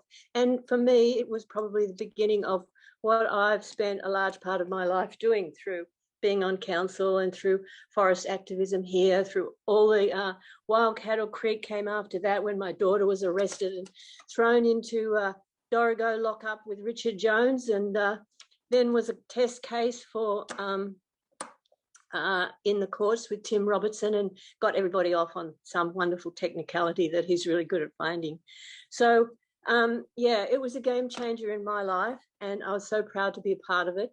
And I can remember taking my kids to, it was where you were, Dylan, the walk, and I think it was, I don't remember the names of places anymore, but it was around Dalmorton, and there was a walk and a lot of community gathering walked along the road, and my kids were saying, well, what's going on? And, you know, who's that? And pointing to you, Dylan. And I said, well, look, it's like he's Robin Hood, and we're the band of merry men, and we're all here for the same reason, and it's to, you know, love nature, protect nature. It's just like Robin Hood, you know, and they got it. They just got it. They were young then. So what I'm just so proud of us, basically, and I was reading a book today. It's a really good book, but sometimes one phrase jumps out of you. Now, forest and that forest and old growth forest and all the forests along the north coast, they shelter us and they give us an intrinsic feeling of okayness and connection. And that's why we're all here, and that's why we'll continue to be, and the next generations will continue to be. But I also want to point out that this was the one line in this book that stood out to me, and it was the shelter of each other. That being together and doing this with each other is a huge shelter in itself, to be working with like-minded people, to have the companionship and to have the family feeling and the tribal feeling. It's just very, very beautiful. And I'd like to thank everybody for that, because when I bumped into Sue in Coffs Harbour the other day with Mark, it was like an old friend, and we don't really see each other or talk that often, but there's that connection. And I especially want to thank the younger generation for you know, standing up now and leading the charge going forward. So yeah, that's about it. Thank you so much, Lynn. When you were talking and recounting your when you came to Chaelundi, I just remembered that you actually, as you were leaving, you were there for a few days, I remember, and as you were leaving, you took fingerless gloves off and gave them to me and said, "Here, Dale, keep these. They'll keep you warm." So I literally, for the first time in my life, for 30 years, just remembered that. That's amazing. Well, so thank you for the gloves. They kept me warm. I know that. That's great. Look, everyone's wonderful and everyone played their part. And I think that's the main thing is not any one of us can't do everything, but together we all did different bits and we all have different skills and different things that we observe and jump in and, do what needs to be done at the time and what we can at the time. And sometimes it's more than other times. So, right. It's the sum of our parts. We're all volunteers. We're the sum of our parts. And that is a beautiful whole. And I think that's the appropriate segue to suggest that by 2022, our collective goal is to end all native forest logging in New South Wales. Right, over to you, Damon. We're going to give you... Damon's concerned he may not have a mic, but take yourself off mute and let's see how you go. Off mute, Damon? Did that work? Perfect. Off you go. Tell us your story. Okay, look, I don't want to take up too much time because it's already taken a lot up. John Ross, I hope we all remember John Ross. He's waving and he said hello. He can't talk to anyone because he's locked up at the moment somewhere up in a forest somewhere. And old mate Glider, who actually was a big part of putting the Star of David up, and I'm pretty sure a big part of putting the Web of Life up. He's up in Norway at the moment. He sends love and big hearts and kisses to everybody. At Chaelundi Free State, which I believe is still called Chaelundi Free State. So now John Ross was telling me that apparently, and I do remember it, apparently there was a census going on at the same time that Chaelundi was happening. And I do remember the census people coming in there, and I do remember that we kind of negotiated with them that like the Chaelundi Free State concept, we didn't really want to fill out a census, but if they were going to come back and pick up the census forms, if they brought chocolate with them, we would give them the census forms. So that was our sort of level of negotiation there. We were quite on the spot too because the chocolate came back and it was pretty good. I had got a list of people here who are not with us anymore, and I'm really sad that they're not with us, and that's life. They were a great part of what we did there, and you all know a lot of who they are. They've already, but a lot of them have been mentioned now. The grannies were great. I do remember filming that, and unfortunately, the grade of quality of download from one format to another has kind of lost it a bit. So if anyone can improve that footage, that's great. The helicopter. The picture of the helicopter, I remember the helicopter, but I remember it from another blockade that we did, and some naughty people locked onto the helicopter because I forget the guy's name. You mentioned him before, Sue. Anyway, we eventually negotiated with him and he got the story, so that was good. And I remember having a bath in the middle of the road in a big wheelbarrow. That was great. We had a cafe in the middle of the road, which was fantastic. And we also had a really high quality, almost hotel room there, Twin Peaks, in the middle of the road. And everybody got to stay in that at one time or another.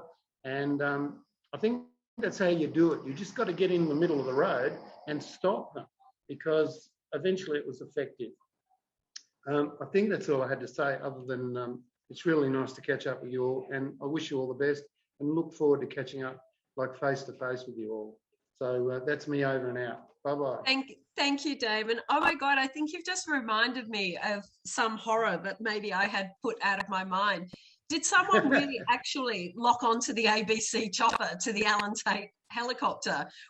Anyhow, that's something I'm going to have to go back and revise in my mind. I think it might have been either Carai or Sure, Cranky. I can't remember, but he got really cranky about it. I remember, I'm sure I drove Dylan's four-wheel drive to go pick up Alan Tate from the helicopter landing pad in the massive log dump down the road and bring him up, and he did his little piece. Teo, it's over to you. It's your time to shine and tell us a story. Can you move yourself off mute there?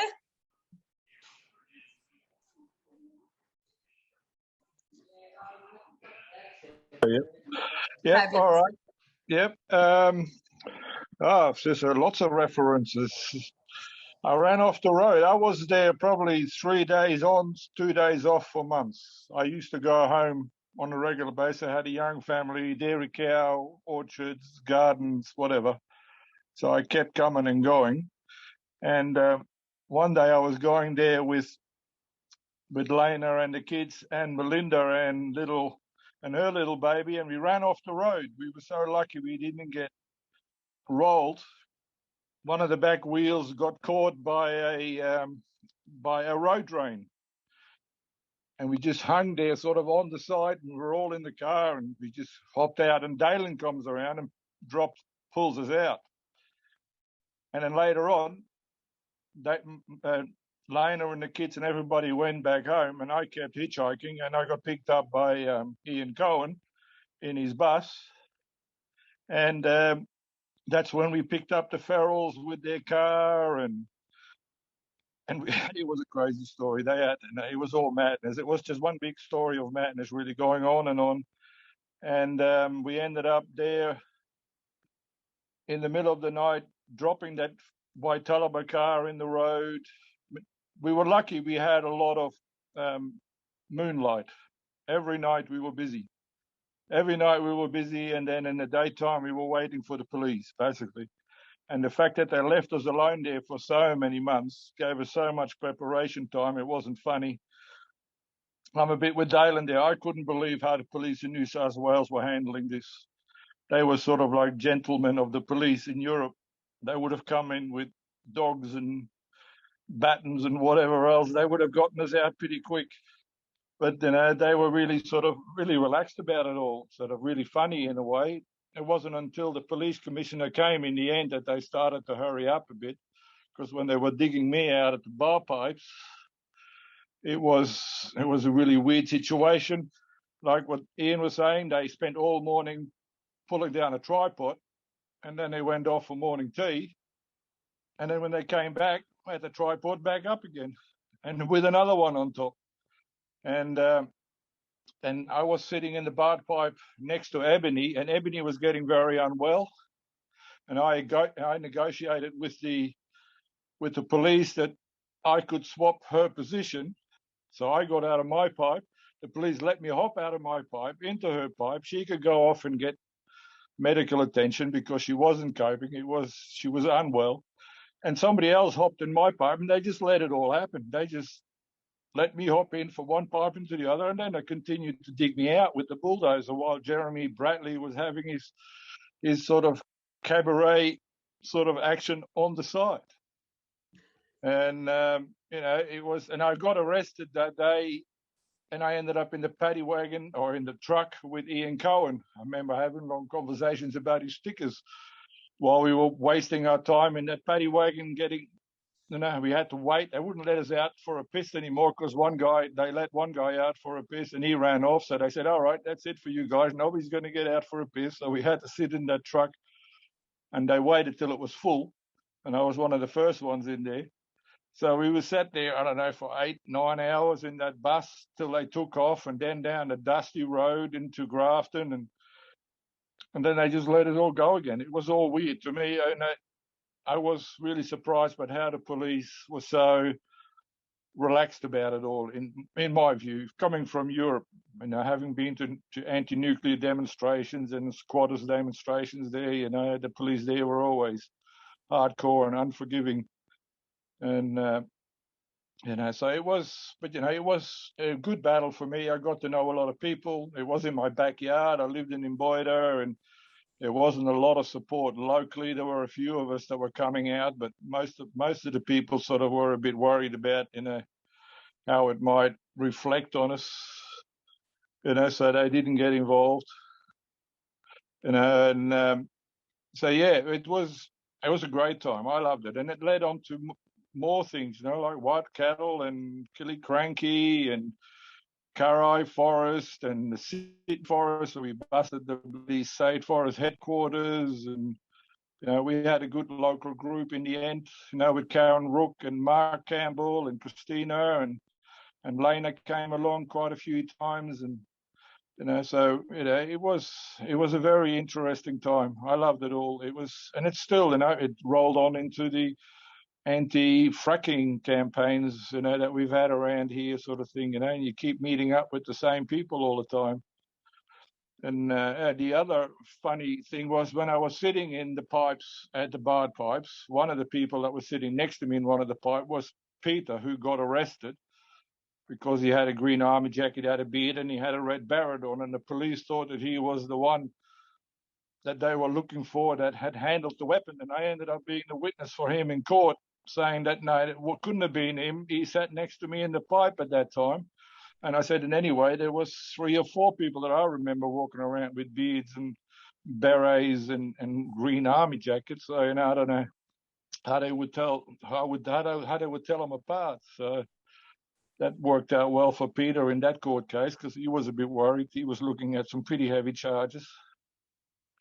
What else?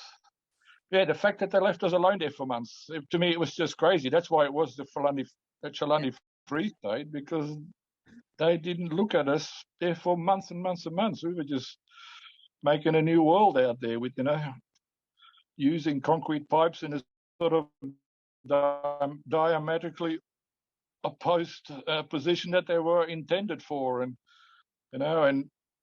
thinning out a bit of regrowth to make the tripods and the bipods and the monopods and all the climbing and all, yeah, there was heaps of stuff. I remember also getting stung by a stinging tree, and Helmut telling me the indigenous remedy for it, which was quite a relief. That was amazing. But yeah, I don't know, it could go on forever, I suppose, but I'll let somebody else have a go. Of course we could.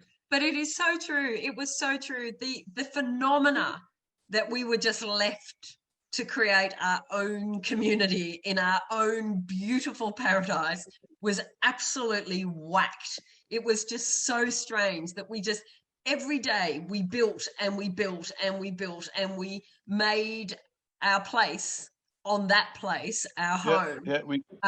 But then there were the days, I remember going for a 2-day break, and I remember turning up, and I was greeted by, and I can't remember the actual person. He was absolutely delightful, had hair down to the ground, and he was lovely. And I looked and I said, and all I could see was the entire front with these polystyrene boxes all lined up, full of cannabis plants.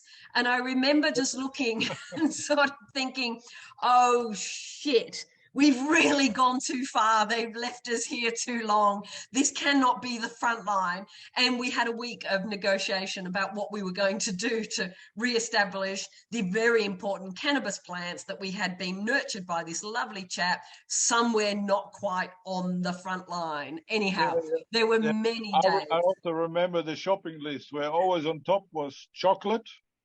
Next one was tobacco. Yeah, Stone's green ginger wine. Green ginger wine, that was it. And then food came after that, but that was always on top of the list. Chocolate was the biggest drug of them all. Of course, of course. Okay, over to you, Matt. You have a story you would like to share. Thank you, Teo. Thank you. How are you going? My heart is just going crazy. It's been such a long time since I've even thought about all of this, and pretty much I left Chaelundi and went back to Tasmania. And I haven't actually, I haven't really connected with all of you for such a long period of time. But and I'm so excited to see all your faces. I think Chaelundi just basically is a big part of shaping my life. I was probably in my late teens, early, maybe, I don't know, probably 19 or something like that. And I got bundled into a car in Byron Bay and told I was wasting my time and I should go and do something with it. And I think by Murray and with a whole lot of other kids from Tassie and Melbourne, and all of a sudden we had a new home, and it was it was an absolutely amazing experience, and I think pretty much I felt like I was looking at everybody before. I felt like I probably was herded a lot. I was looking at a lot of some of the faces and thinking about who told me off, and for like maybe going over the line a bit. And I wanted to tell you a few stories that are a bit like that, carefully. But yeah, obviously that first moment when the police came in, I just went, "Oh my God, can we do this?" And that sort of set a bit of a pitch for me and a lot of us for the blockade. We felt like we could achieve, we had some control. I was looking at Damon, and obviously I was hanging out with James and Sam and Andy and Phil, and we were all. So I think maybe we were kind of on the periphery a lot in camp, and I remember being very excited one night because I dug a hole. I spent the entire night, don't know why, the entire night digging a hole. Which I was, and to the point where I had stairs in my hole, and it was going, and it was part of extending the blockade, of course. And then Damon found me in the morning and told me I had to fill it back up again, which is like quite funny. But anyway, I still love digging. Great to see the photo of the pipe with Flo. Great to see Flo. I remember when somebody's talking about Phil before with the feathers. I can remember one of my biggest memories is when Phil went and got this sort of full body lycra suit on and covered himself in slippery stuff, and then ran down the road and basically dodged around a whole lot of the police, and they couldn't get a hold of him. He just ran around them all over the place, and they were falling all over the place, and that was absolutely crazy. Like he dreamed up this amazing amazing singular protest, and like it really spurred us all on. I went on from Chaelundi to blockading in Tasmania and building a whole lot of things. We built another web of life. We put up tripods in the southern forests, and we just and I think one of the greatest things about Chaelundi is that it made me feel like, as a young person, that I could win with everybody. That I had rights and I could win, and I could make a difference. And I don't think that's ever changed throughout my life up until this point. It's something I pass on to my kids as well. So much love to you all. It's so good to see all your faces. Beautiful, Matt. It is. I mean, the story of success is just phenomenal, isn't it? It's the thing to have done something all so profound and done such extreme things together, and to have won is a phenomenal event and story for all of us. Now, I am just really concerned. It's 6 o'clock. We are all enjoying ourselves. I can see that we are. There's just a couple of people. There's a couple of final things that I know people, and I'm sure there may even be more that people want to bring to this, but let me know how people are positioned. But I'm thinking it would be wonderful if we could hear from Jeremy Bradley. If you're there, Jeremy, it would be wonderful if we could hear from Chris Sheed. And I know Dylan has another story to tell. We can also use the chat. But if people are happy with that, Jeremy, can I head to you, Jeremy Bradley, who brought more humour and more fun to the blockade in one 5-minute segment for the entire 6 months. Jeremy, over to you.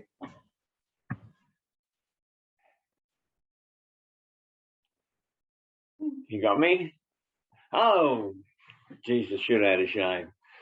Look, I came there as a clown, really. A clown and an entertainer. We'd spent 3 months up in Queensland at the first Brisbane Fringe Festival, and what we'd been doing was promoting the notion of Fringe amongst the people of Brisbane, because they just emerged from the Joe Bjelke-Peterson era and they had no idea what to do with a little bit of artistic license. So we'd been working out on the street and pretty much sort of living second to second as far as our entertainment went. So that kind of primed us up for what you saw down there. We had this little motto: no matter where we went, no matter what we did, was no blocking, no wimping, no limits. So that pretty much meant that anything that happened had to be responded to. Anyone that was in your region was on your stage. It was the ultimate sort of Shakespearean all the world is a stage, because if you were anywhere near us at that time, you were on our stage. And we arrived at Chaelundi. Things had got to the heavy end of it. We were only there for the very final time, and we happened to be there when Kathy found the fake beach skink lizard. Everyone's going, yeah. So I guess, amongst the madness and the mayhem and the music that we brought down there, there was, as someone said before, an ethos formed, a modus operandi for protesting, whereas there would be singing and laughter and humour, and things would just sort of happen a lot more harmoniously. And I think we kind of initiated what's now become Clowns for Gas, and I think that the bus full of nanas kind of initiated the knitting nanas. So much originated from up there. But just quickly, I'll tell you the story that many of you may have heard before, but you'll still get a laugh out of it, because I do. Is the smallest tripod in the world. Now, this was just part of what happened. There's absolutely no planning ever went into our stuff.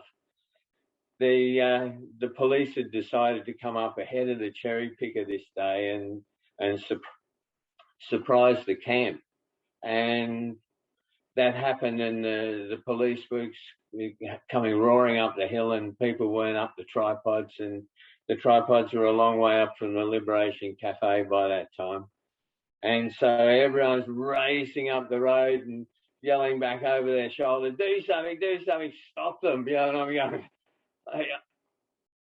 hello, I'm the clown. I know I don't have a red nose, but I looked around, and there was all the bits of yesterday's cut up tripod, pieces of log about a metre long. And so, because it was in a place that you couldn't drive around, which is where you always put the tripods, I quickly made this little 3-foot tripod with bits of cut up rope and sticks just as the police came around the corner, and I sat on it. And my head was actually the same height as the police 4-wheel drive vehicles, and I'm thinking, well, thank God I'm not in Europe. Thank you for mentioning that. And they screamed to a halt, fortunately, and the young cops went running out and couldn't stop the tripod sitters from getting up the tripod. So that was done, and I thought, oh, how the hell am I going to get out of this? So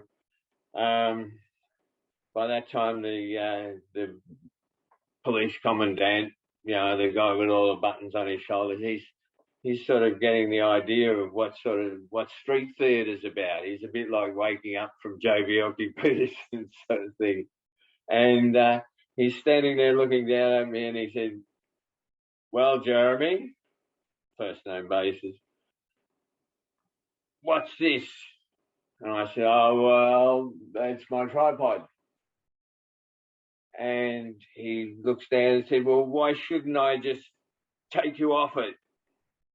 I said, well, and I honestly never thought about this before. I just said, well, under the Anti-Discrimination and Equal Opportunity Act, I demand that you give my tripod as much credibility as anyone else's tripod because I'm afraid of heights.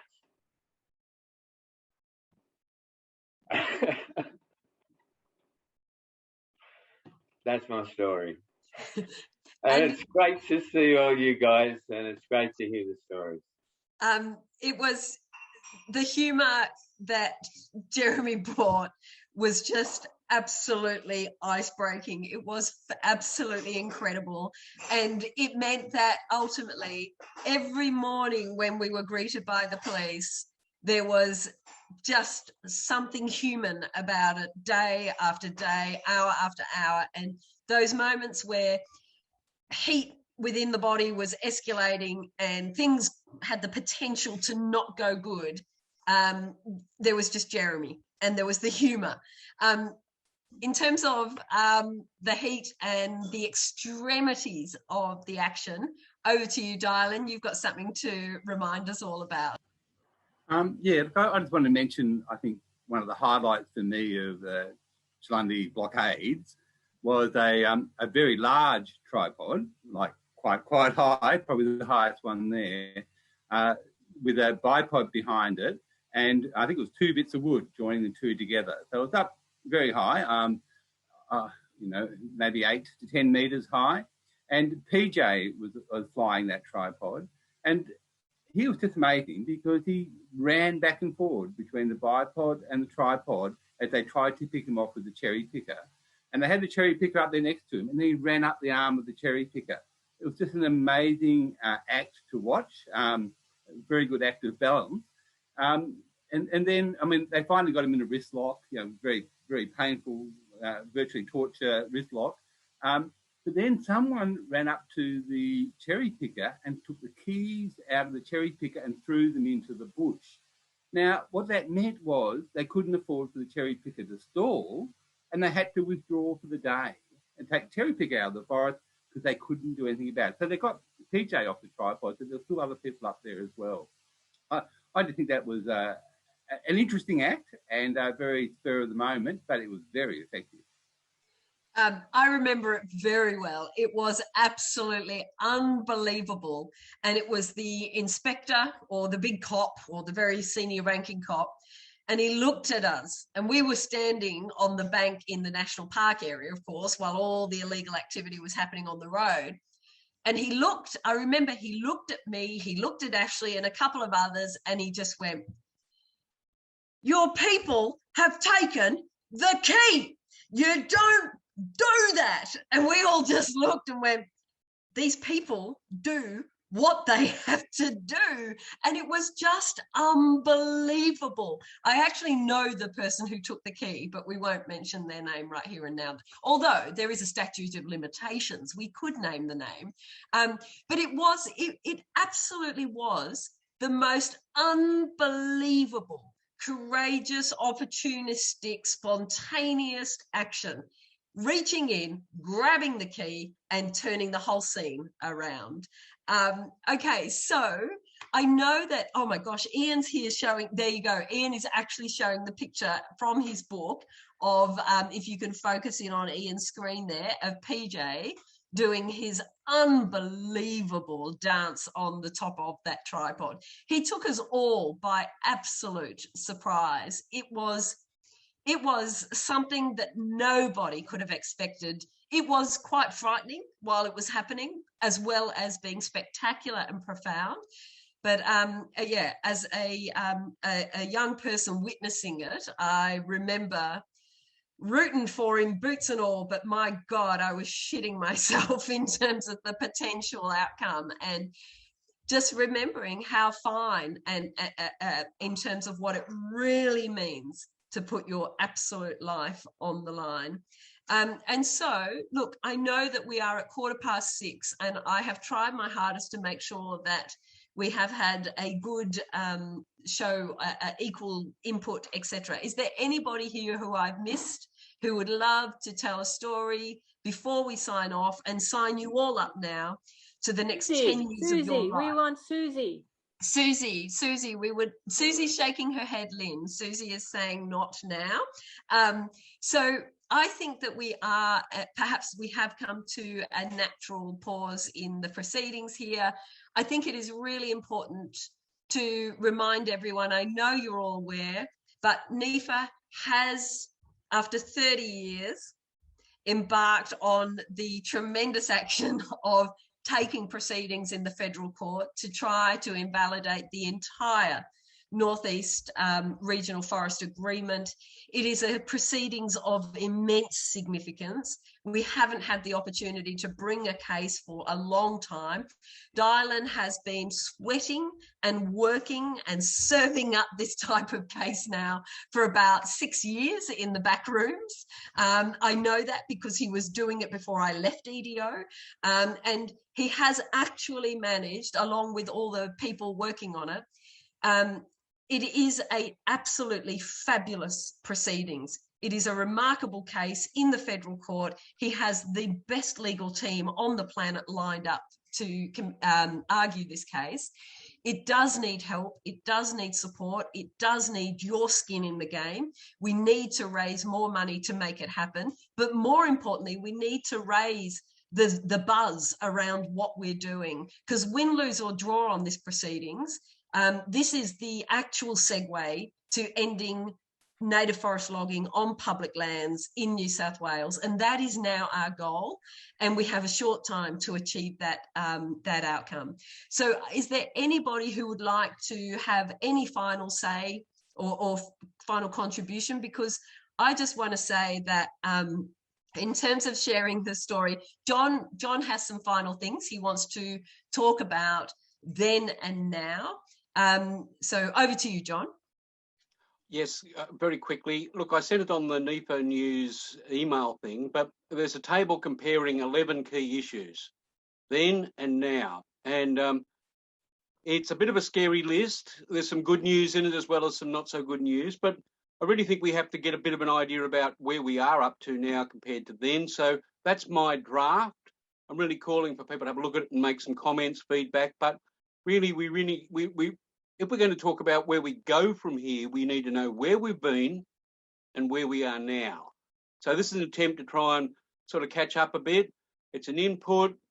Let's have some conversation about it. But in the meantime, it's sort of like there is a code red from IPCC to humanity about climate change, and burning forests for renewable energy is nuts, and we cannot allow it. Absolutely, and that is absolutely right. And we're seeing the everyone knows we've seen the what's happened in European countries where they have been burning forests for renewable energy to get those targets. But we need to be smarter, and we need to make a stand. But quite frankly, the gig really is about ending native forest logging. We need to public land native forest logging, and we need to have that in our focus. But one of the fabulous rallying points we have around this is this fantastic NEFA case that we have got. So frankly, as Susie has just posted to everybody, anyone on this call who wants to be involved has to get in touch. I'm urging you all, isn't it the cliche, like, let's get the fucking band back together, you know? I'm joking. What I'm saying with that is, you know, we have all lived together. We have experienced some of the most profound things that we have in our lives together. We still have a journey to go together. So I urge you all, re-engage if you're not currently engaged. There's a role for you. There's something for you to do. We need every hand on deck right now because we've got a serious ship to steer through the high waters that we are facing. So I say thank you to all of you. I celebrate every single one of you every day. One very small thing is I actually conceived my first child at Chaelundi. She's going to turn 30 next year. So there you go. And for here on, Chaelundi certainly, absolutely resonated every single breath and step I have taken on this planet from the day I arrived to this living day moment I have now and going forward. And I love you absolutely all. I know you love each other. And but we still have a journey. We still have a long road to go together. So thank you, everybody, for joining in. Corkhill has one final thing he would like to say. Should we let him? Go, John. Thanks, Sue. Look, the stories are really important to collate on the website. And I've had a discussion with the editor of the Environmental and Planning Law Journal, Jerry Bates, and he's delegated to Brian Preston, the current CJ, to pull together a special edition of the EPLJ later this year, early next year, on Chaelundi, on the court cases and on the EFIP Act. And as you probably know, a number of other cases used the fauna impact statement, including the Batson's Quarry case, the Club Med case, Maylishu's case. So that should be an interesting addition. It's in the works, but if you're interested, that's where we need all the stories collated. And that will be a sort of a source to draw on in writing an additional story to go into that journal. So if you're interested in that, please watch that space. And again, thank you to everybody for everything. That's enough from me. And I'm just going to, I want to tell you one small story, one very, very small secret. So the veritable zoo line that was in the Justice Stein's proceedings, that was in fact written by my ex-boss, Jeff Smith, who was the CEO of the Environmental Defenders Office, because he was the judge's tippy at the time. There you go, I've revealed a very dark secret of the days. So it's bizarre who has participated in this incredible story and this incredible journey. But more importantly, I'm just going to leave you on this, and it was Lynn who actually reminded me of what it actually meant to head up there and to get up that road, to go through those thin sticks and to eventually find yourself in that incredible old growth, that wild landscape where you were woken up at 4 a.m. by the squalls and squeals of the catbirds, and you fell asleep to the moonlight with those incredible silhouettes of those gliders just going from tree to tree, and the squeals of those incredible owls that were out working all night, every night. And that's why we were there, and that's what we did. And the gnarls of those incredible trees on that ridge facing and pushing to the west. It was a landscape that is imprinted on all of us, and it is within our DNA forevermore. I love you all. And we finish here and there. Thank you, Susie, to organising and getting us together. Dylan. Oh, I just want to thank you, Sue, for your facilitation. Very good. Thank you very much. Pleasure. Love you all. Thanks, Love Sue. everyone. Thanks, everyone. Have a beautiful night. Love you all. Gaia. Gaia dudes.